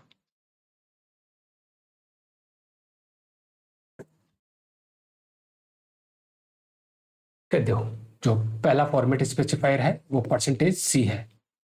इसके लिए तो print single character, to print single character. एक सिंगल कैरेक्टर को प्रिंट करवाने के लिए हम किसका यूज करते हैं? %C फॉर्मेट स्पेसिफायर का यूज करते हैं। उसके बाद %D या %I दोनों का एक ही काम होता है, तो प्रिंट डेसिमल इंटीजर। ठीक है, अगर आप किसी डेसिमल इंटीजर को प्रिंट करवाना चाहते हो तो उसके लिए आप क्या लिखोगे? या तो %D या फिर उसकी जगह %I, दोनों का काम सेम ही होता है। अगला जो फॉर्मेट स्पेसिफायर आता है वो आता है आपके पास %U, और %U का काम होता है to print unsigned decimal integer. Unsigned decimal integer को प्रिंट करवाने के लिए आप %U फॉर्मेट स्पेसिफायर का यूज करते हो। Next is %O। %O small में है सब कुछ, तो print unsigned octal integer. Unsigned octal integer को प्रिंट करवाने के लिए आप किसका यूज करोगे? %O का। देन %x तो print unsigned hexadecimal integer, hexadecimal integer using A B C D E और F। मतलब हेक्साडेसिमल में जो A से लेके 10 से लेके 15 तक जो डिजिट है उसको हम A to F तक डिनोट करते हैं। अगर आपने स्मॉल x लिखा है तो उस केस में जो आपका A to लेके F तक अगर कोई सिंबल प्रिंट होगा तो वो स्मॉल लेटर में प्रिंट होगा। नाउ %X तो print unsigned hexadecimal integer, hexadecimal integer using A B C D E और F। यहां पर जो इस बार A से लेकर F तक जो प्रिंट होगा वो किस में प्रिंट होगा? यहां से कैपिटल लेटर में प्रिंट होगा। देन आप %F का यूज कर सकते हो to print floating point number. और ये डिफॉल्ट कहां तक प्रिंट होता है, 6 डिजिट आफ्टर डेसिमल पॉइंट। जो आपका डेसिमल पॉइंट है उसके बाद में टोटल कितने डिजिट प्रिंट होते हैं, 6 डिजिट आपके प्रिंट होते हैं। अगर आप परसेंटेज LF का यूज करोगे तो वही सेम बात है, to print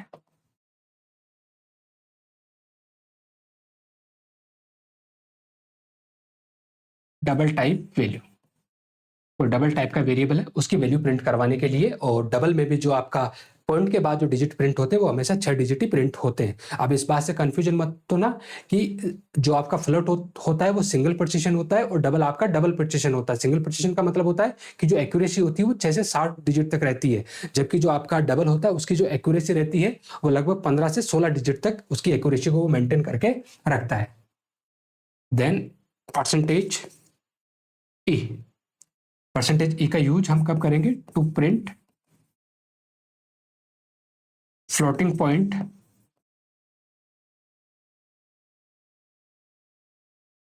number in scientific form में।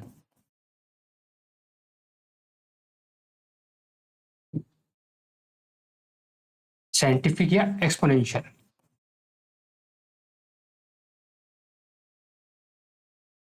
ठीक है। अब वो जो साइंटिफिक या एक्सपोनेंशियल है इसको आप मंटिसा और एक्सपोनेंट की फॉर्म में भी बोल सकते हो। और मंटिसा और एक्सपोनेंट की फॉर्म में जब ये प्रिंट करेगा तो उस टाइम पे स्मॉल ई में जो आपका एक्स ये जो प्रिंट होगा एक्सपोनेंट के लिए वो भी किस में प्रिंट होगा, स्मॉल लेटर में प्रिंट होगा।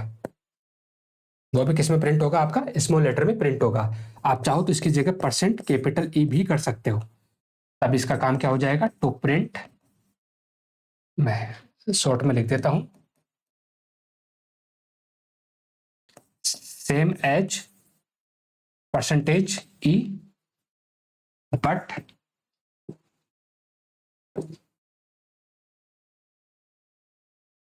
ई फॉर एक्सपोनेंट। ठीक है, यहां पर जो ई प्रिंट हो रहा था वो स्मॉल में प्रिंट हो रहा था, और यहां पर जो आपका ई प्रिंट होगा वो कैसे प्रिंट हो जाएगा, कैपिटल में प्रिंट हो जाएगा। आप चाहो तो परसेंटेज जी का भी यूज कर सकते हो। अब परसेंटेज जी जो होगा, ठीक है, वो कब यूज करेंगे, to print floating point number in compact form. Compact form का मतलब है कि जो भी शॉर्ट फॉर्म होगी, ठीक है, ये कंपाइलर आपका खुद ब खुद डिसाइड करता है कि मुझे जैसे उसको परसेंट जी मिलेगा कि मुझे परसेंट एफ की तरह काम करवाना है, मुझे परसेंट एफ की तरह काम करना है या मुझे परसेंट ई की तरह काम करना है, ये कंपाइलर खुद ब खुद क्या करेगा, डिसाइड करेगा। हाँ, आप चाहो तो परसेंट जी की जगह आप परसेंट कैपिटल जी भी आप लिख सकते हो। जब आप कैपिटल जी लिखोगे तो सेम है, कोई फर्क नहीं है इनमें, सेम एज परसेंट जी कोई, बट इस बार जो अगर अगर इन केस वो एक्सपोनेंट की फॉर्म में जाता है तो जो ई प्रिंट होगा वो किस में प्रिंट हो जाएगा, आपका कैपिटल में प्रिंट हो जाएगा, ई फॉर एक्सपोनेंट। इसके अलावा आप परसेंटेज एस का यूज कर सकते हो तो प्रिंट स्ट्रिंग। स्ट्रिंग को प्रिंट करवाने के लिए आप किसका यूज करोगे, परसेंटेज एस का यूज करोगे। और क्या बचा आपके पास, परसेंटेज एस के बाद में आपका परसेंटेज पी हो जाएगा एक। परसेंटेज पी का काम क्या होता है, तो प्रिंट पॉइंटर, और पॉइंटर को आप क्या बोल सकते हो, मेमोरी लोकेशन, मेमोरी लोकेशन, तो प्रिंट पॉइंटर इन हेक्साडेसिमल फॉर्म, इन हेक्साडेसिमल फॉर्म। जो भी आपका मेमोरी लोकेशन है या पॉइंटर के अंदर रखा हुआ जो कंटेंट है, अगर आप उसको हेक्साडेसिमल की फॉर्म में प्रिंट करवाना चाहते हो तब आपको परसेंट पी का यूज करना चाहिए। और परसेंट का जो काम होता है तो प्रिंट परसेंट साइन। अगर आपको परसेंट वाला साइन प्रिंट करवाना है तब आप किसका यूज करते हो, परसेंट का यूज करते हो। ठीक है, जहां तक है सारे फॉर्मेट स्पेसिफायर आ गए हैं, ठीक है। फिर भी अगर कोई बचता है तो जैसे जैसे आगे पढ़ेंगे, ठीक है, उस टाइम पे उनको हम डिस्कस करते जाएंगे। हाँ, जो आपका एल होगा, ठीक है, वो लॉन्ग इंटीजर के लिए होगा, ठीक है। आपका कैपिटल एल स्मॉल एफ जो फॉर्मेट स्पेसिफायर होगा वो लॉन्ग इंट के लिए होगा। आपका जो कैपिटल एल स्मॉल एफ जो फॉर्मेट स्पेसिफायर होगा वो आपका लॉन्ग डबल के लिए होगा, ठीक है। ये तो उसके फिर आगे वेरिएशन होंगे जिनको तो हम पहले डिस्कस कर चुके हैं, ठीक है। अब कुछ एग्जांपल्स देख लेते हैं कि किस तरीके से हम इन फॉर्मेट स्पेसिफायर को लेके काम करेंगे। देखो, ये आपका मेन फंक्शन है और यहां पर हमने एक वेरिएबल बनाया है, let's say char cv assign capital Q int iv assign 1 2 3 float fv assign 1 2 3.456 double dv assign 1 2 3.4567 और उसके बाद हम इन वेरिएबल के क्या करवाते हैं, वैल्यू को प्रिंट करवाते हैं। तो हमने लिखा प्रिंट एफ एंड कैरेक्टर के लिए हमने लिखा %c। अगले लाइन पे हमारा आउटपुट प्रिंट हो तो उसके लिए हम लिख देते हैं यहाँ पर बैकस्लैश एन एंड यहाँ से cv, ठीक है। वेरिएबल का नाम आप कुछ भी ले सकते हो, बस आइडेंटिफायर के रूल्स को वो फॉलो करना चाहिए। हम थोड़ा सा आसानी रहे इसलिए cv का मतलब character value, integer value, float value, double value इस तरीके से ले लिया है। प्रिंट एफ %d, आप %d चाहो तो आप %i का भी यूज कर सकते हो, backslash n and iv। Print f %f backslash n and fv। Print f %lf backslash n and tv। देखो यहां से इसका आउटपुट क्या आने वाला है।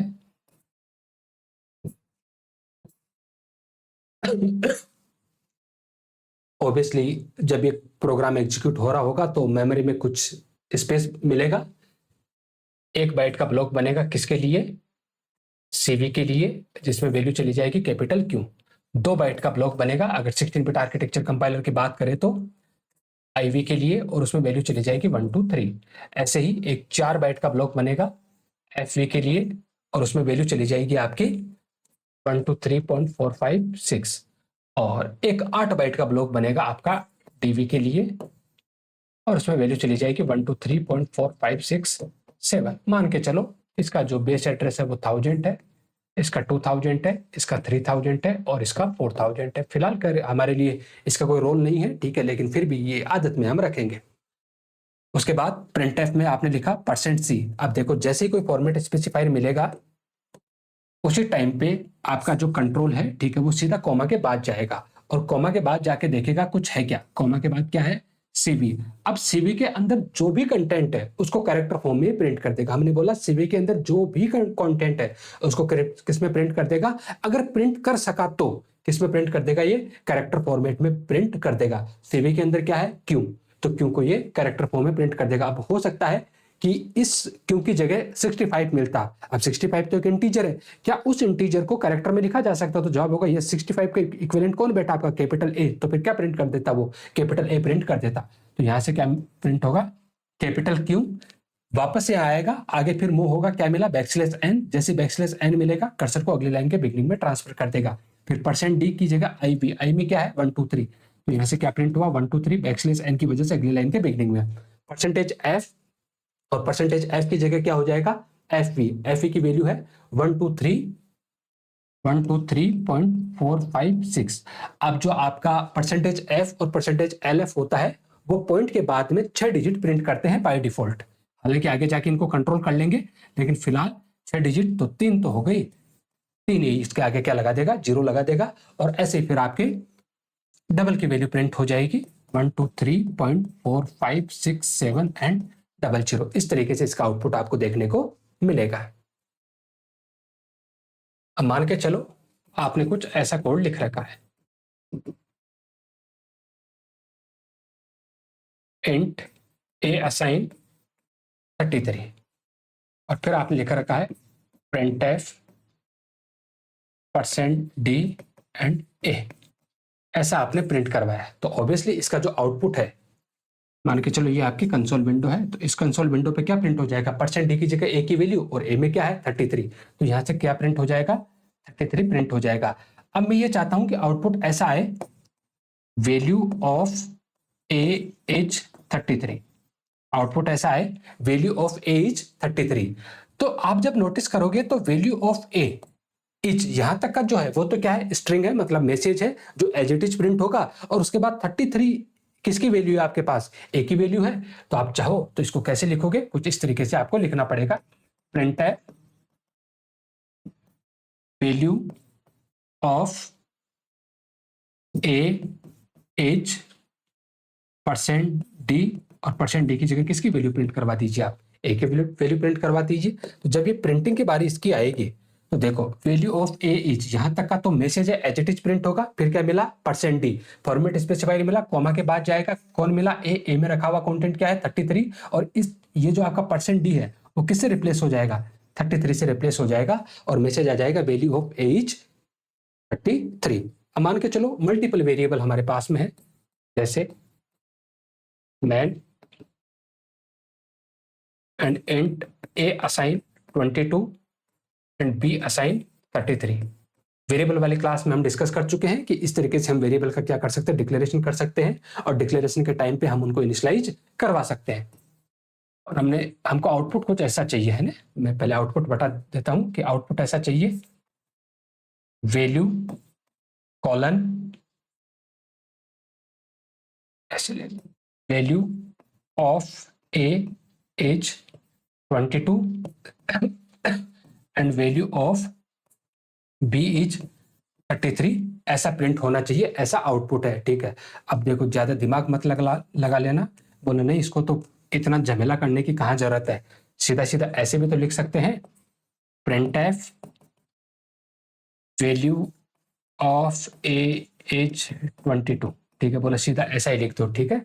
अभी तो मान के चला 22 है, आगे जाके जब हम डेटा इनपुट यूजर से रीड करने लग जाएंगे, स्कैनफ के थ्रू जब डेटा कीबोर्ड से रीड करेंगे, तो उसके बाद में हर बार क्या हो सकता है, इस a की वैल्यू बदल भी सकती है, ठीक है। तो हम यहाँ पर कंसेप्ट समझेंगे कि मैसेज क्या आना चाहिए, वैल्यू ऑफ a इज 22 जो कि क्या है आपके a की वैल्यू, फिर अगली लाइन में मैसेज आना चाहिए वैल्यू ऑफ b इज 33। तो आप कैसे लिखोगे, printf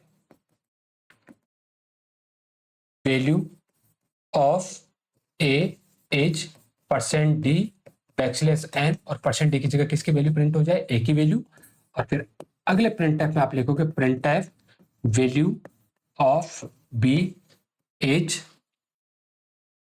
%d \n, एंड इसकी जगह किसकी वैल्यू प्रिंट हो जाए, b की वैल्यू प्रिंट हो जाए। होगा क्या, value of a is %d की जगह किसकी वैल्यू प्रिंट हो जाएगी, a की, क्या है 22, ये मैसेज आया, \n की वजह से अगली लाइन में आया, फिर वैल्यू ऑफ b इज, और फिर %d की जगह b की वैल्यू जो क्या है 33, फिर \n, मतलब फाइनल आउटपुट आने के बाद आपका कर्सर यहाँ पर ब्लिंक कर रहा होगा, ऐसा आउटपुट आपको देखने को मिलेगा इसका। हाँ, अगर आप इन दोनों printf की जगह सिंगल printf लिखना चाहते हो तो वो भी पॉसिबल है, वो आप ऐसे लिख सकते हो, printf value of a is %d \n value of b is %d \n a, b, आप ऐसा लिख सकते हो, ठीक है। बस आप सीक्वेंस में चला दीजिए इसको। सबसे पहले message value of a is, simple normal text message है, एज इट इज प्रिंट होगा %d, जैसे कोई फॉर्मेट स्पेसिफायर मिलता है उसी टाइम पे सीधा जाएगा ये कोमा के बाद में, मतलब जब तक पहला कॉमा नहीं मिलता तब तक तो पहला आर्गुमेंट आपकी कंट्रोल स्ट्रिंग है जो पूरा का पूरा प्रिंटिंग वाले चीज को डील करता है, और सीधा यहां से जंप करके कहां जाएगा आपका कॉमा के बाद a, और a की वैल्यू क्या रहेगी 22, तो ये आपका जो %d है वो किससे रिप्लेस हो जाएगा, 22 से रिप्लेस हो जाएगा। उसके बाद \n, जैसे \n एनकाउंटर होगा, आपका जो कर्सर की जो पोजीशन है वो अगली लाइन के बिगिनिंग में पहुंचा देगा। फिर वैल्यू ऑफ b इज, ये अगेन मैसेज है, एज इट इज प्रिंट होगा, फिर %d, जैसे कोई फॉर्मेट स्पेसिफायर मिला उसके आगे वाले, और उसके आगे क्या है आपका b, और b की वैल्यू क्या है 33, मतलब ये वाला जो %d है इसकी जगह क्या प्रिंट हो जाएगा 33 प्रिंट हो जाएगा। तो इस तरीके से आप दोनों प्रिंटफ को क्या कर सकते हो, सिंगल प्रिंटफ में भी आप लिख सकते हो। अब मान के चलो आपके पास एक वेरिएबल है इंट a, और उस a में वैल्यू रखी हुई है आपकी 59, और आप लिखते हो printf value colon %d and \n a। फिर आपने लिखा printf value colon %i \n and a। Again printf value colon %o small में है \n and a। Then printf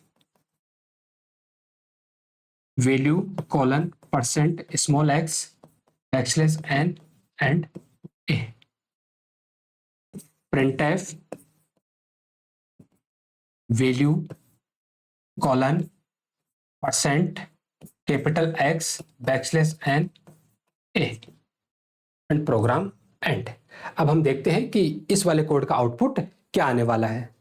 समय काफी हो गया है, खैर कंटिन्यू करते हैं।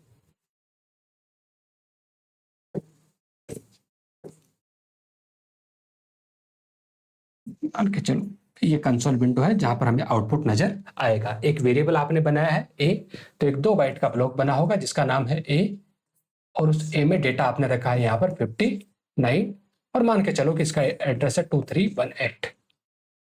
उसके बाद printf में आपने सिंपल सा एक मैसेज लिखा है वैल्यू कॉलन, मैसेज है एज इट इज प्रिंट होगा, तो यहां से एज इट इज प्रिंट हुआ वैल्यू कॉलन। फिर आपका %d, और %d की जगह किसकी वैल्यू प्रिंट हो जाएगी, a की वैल्यू।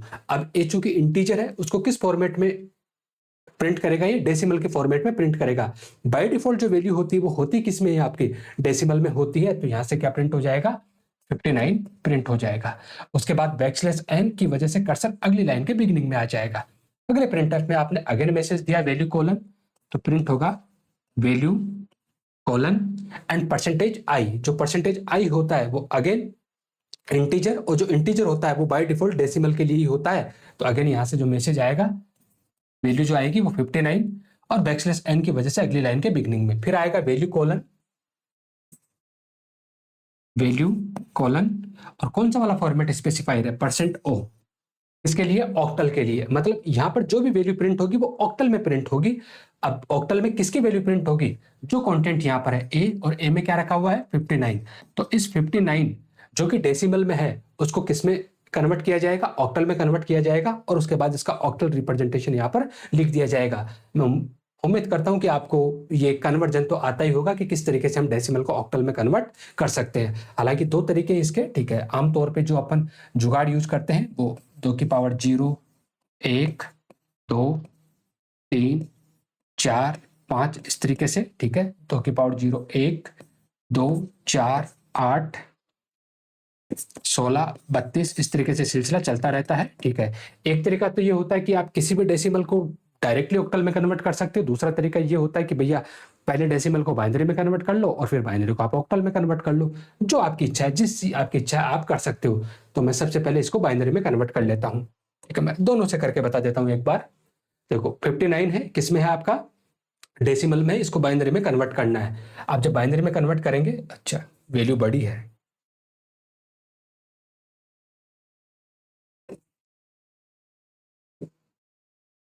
टू की पावर 6, 64 और आगे ये सिलसिला चलता रहेगा।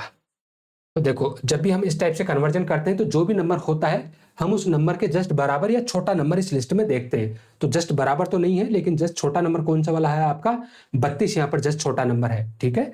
तो यहाँ पर 59 में से 32 आपने यूज कर लिए, मतलब उसकी जगह आप क्या लिख दीजिए, 1 लिख दीजिए।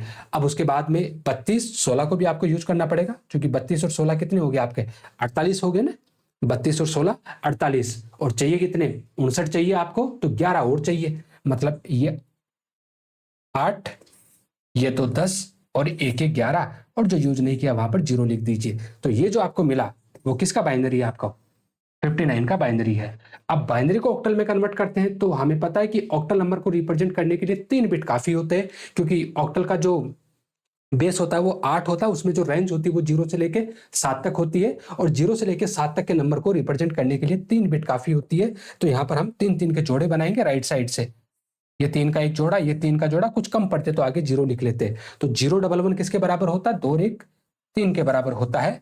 एंड 111 किसके बराबर होता है, तो 111 होता है 4 3 7 के बराबर, तो ये 73, मतलब इसका ऑक्टल में जो वैल्यू है वो कितनी है यहाँ पर 73, और यहाँ पर क्या प्रिंट हो जाएगा 73। आप चाहो तो ये डेसिमल है, इसको सीधा किस में कन्वर्ट कर लीजिए, ऑक्टल में। ऑक्टल में कन्वर्ट करने के लिए 8 से भाग देंगे, जब 8 से भाग देंगे तो कितनी बार जाएगा, 8 7 56, और ये 3 सेसपल बच के, फिर 8 का भाग दिया एक बार, और ये 7 सॉरी 0 बार, और ये 7 सेसपल बच के, बॉटम टू टॉप लिखेंगे तो 73, यस 73। उसके बाद अगले स्टेटमेंट पे आएंगे, वैल्यू कॉलन परसेंटेज एक्स। देखो जो एक्स है वो स्मॉल में लिखा है, मतलब अगर ए टू एफ तक किसी डिजिट को प्रिंट करवाने की नौबत आई तो वो हम स्मॉल लेटर में प्रिंट करवाएंगे। अब यहाँ पर जो भी वैल्यू उसको किस फॉर्म में कन्वर्ट कर लिया जाएगा, हेक्साडेसिमल की फॉर्म में कन्वर्ट कर लिया जाएगा। वैल्यू क्या है हमारे पास 59, किस में कन्वर्ट करना है, हेक्साडेसिमल में। भैया डेसिमल को हेक्साडेसिमल में कन्वर्ट करेंगे तो 16 से भाग दे दो, तो कितना हुआ 16 तिये 48, और बचे कितने 11, तो यहाँ 11 बच गए, और साथ 11 के लिए आप क्या लिखोगे बी, क्योंकि ए का मतलब 10 और 11 का मतलब सॉरी हाँ ए का मतलब 10, तो बी का मतलब 11 हो जाएगा। अगेन 16 का भाग दिया कितनी बार 0 बार, 3 से स्पल, टॉप टू बॉटम देखेंगे तो 3b आउटपुट देखने को मिलेगा, यहाँ से 3b आउटपुट देखने को मिलेगा। आप चाहो तो बाइनरी को भी हेक्साडेसिमल में कन्वर्ट कर सकते हो। जो बाइनरी था वो क्या था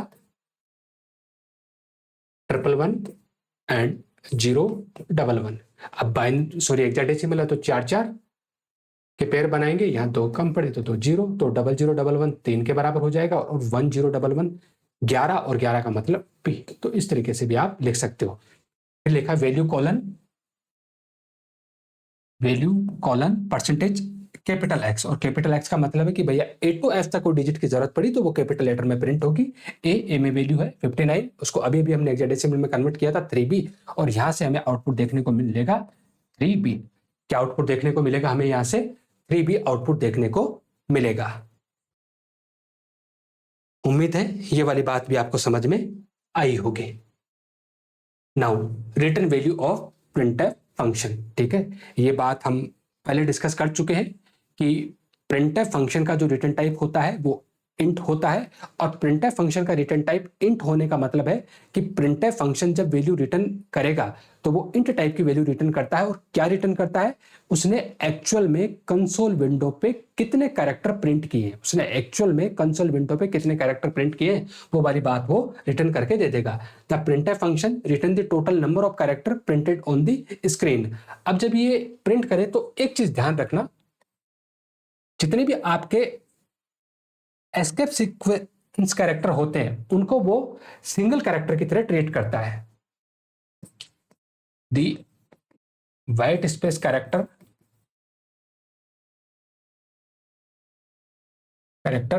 या escape sequence character, escape sequence characters like \n, \t etc treated as single character. मतलब कहीं पर भी अगर \n एनकाउंटर होता है तो इसका मतलब है कि प्रिंटफ एक उसको काउंट करेगा, कहीं पर भी \t एनकाउंटर होता है इसका मतलब है कि प्रिंटफ उसको एक काउंट करेगा, कहीं पर भी \b अगर एनकाउंटर होता है तो इसका मतलब है कि वो उसको क्या काउंट करेगा, एक काउंट करेगा। ठीक है, एक आउटपुट देख लेते हैं।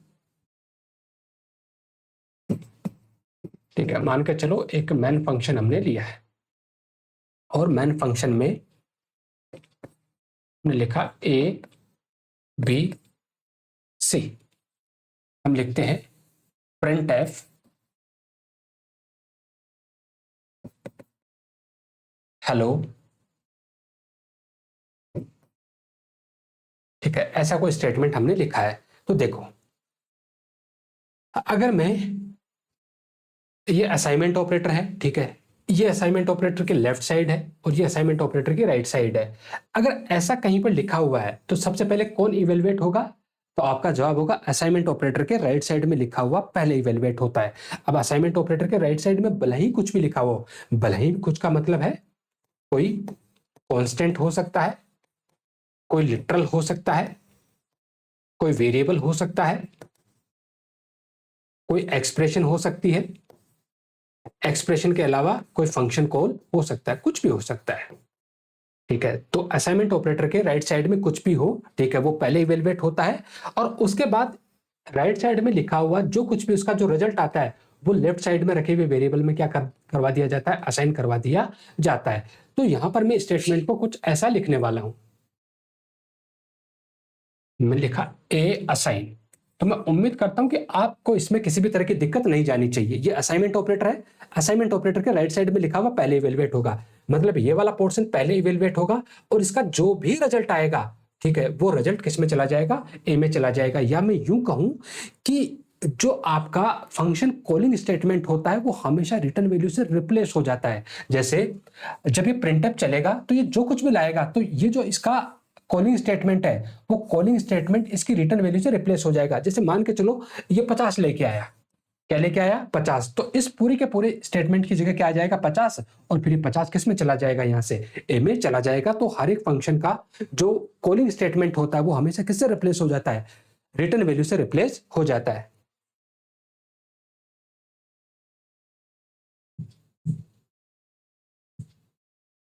तो इस तरीके का स्टेटमेंट लिखा, कोई दिक्कत नहीं है। फिर हमने लिखा बी असाइन printf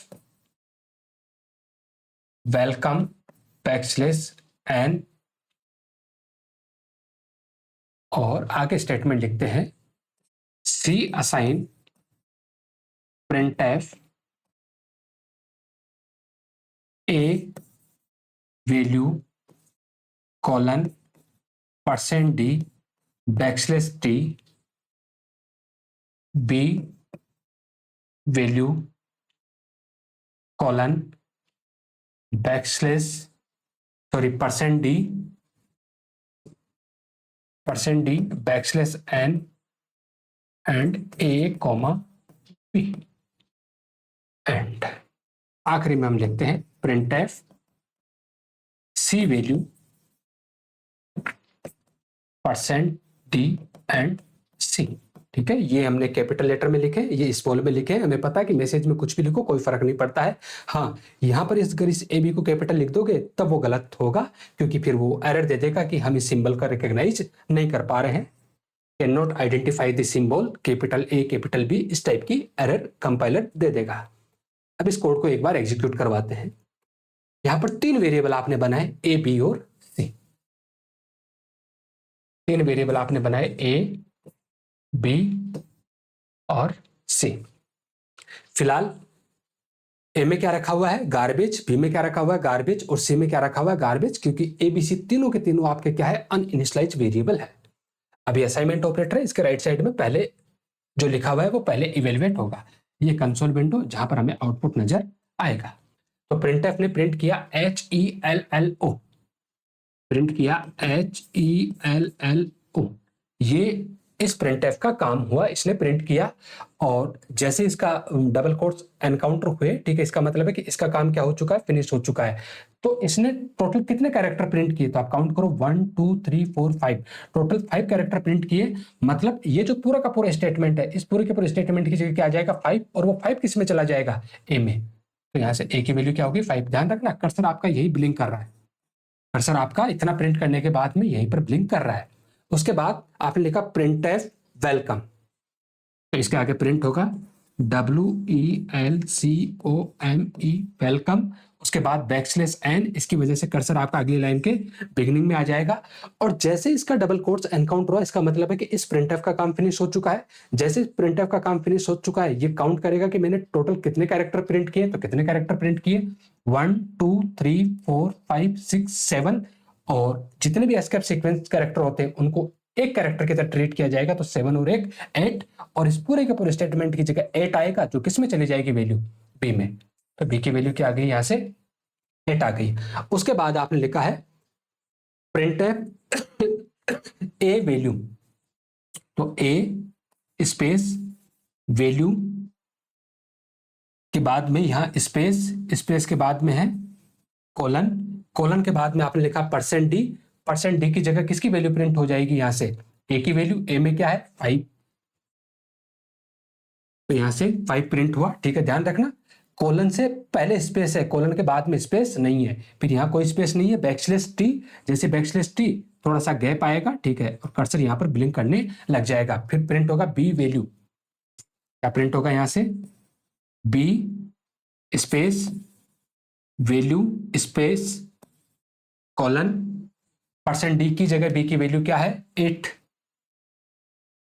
उसके बाद बैकस्लैश n, जैसे बैकस्लैश n एनकाउंटर होगा कर्सर अगली लाइन के बिगनिंग में आ जाएगा। और फिर क्या एनकाउंटर हुआ, डबल कोट्स, और जैसे डबल कोट्स एनकाउंटर हुए, इसका मतलब ये इस बात की ओर इशारा कर रहा है कि इस प्रिंटफ का काम फिनिश हो चुका है। तो अब ये क्या करेगा, काउंट करेगा कि मैंने एग्जैक्टली कितने नंबर ऑफ कैरेक्टर क्या किए यहां से प्रिंट किए हैं। तो काउंट कीजिए, 1 2 3 4 5 6 7 8 9 10, यहां से एक की तरह काउंट होगा तो 11 12 13 14 15 16 17 18 19 20 और 21। तो इस पूरे के पूरे स्टेटमेंट की जगह 21 आ जाएगा, जो किस में चला जाएगा, सी में। सी की वैल्यू क्या आ जाएगी यहां से 21। फिर प्रिंट होगा सी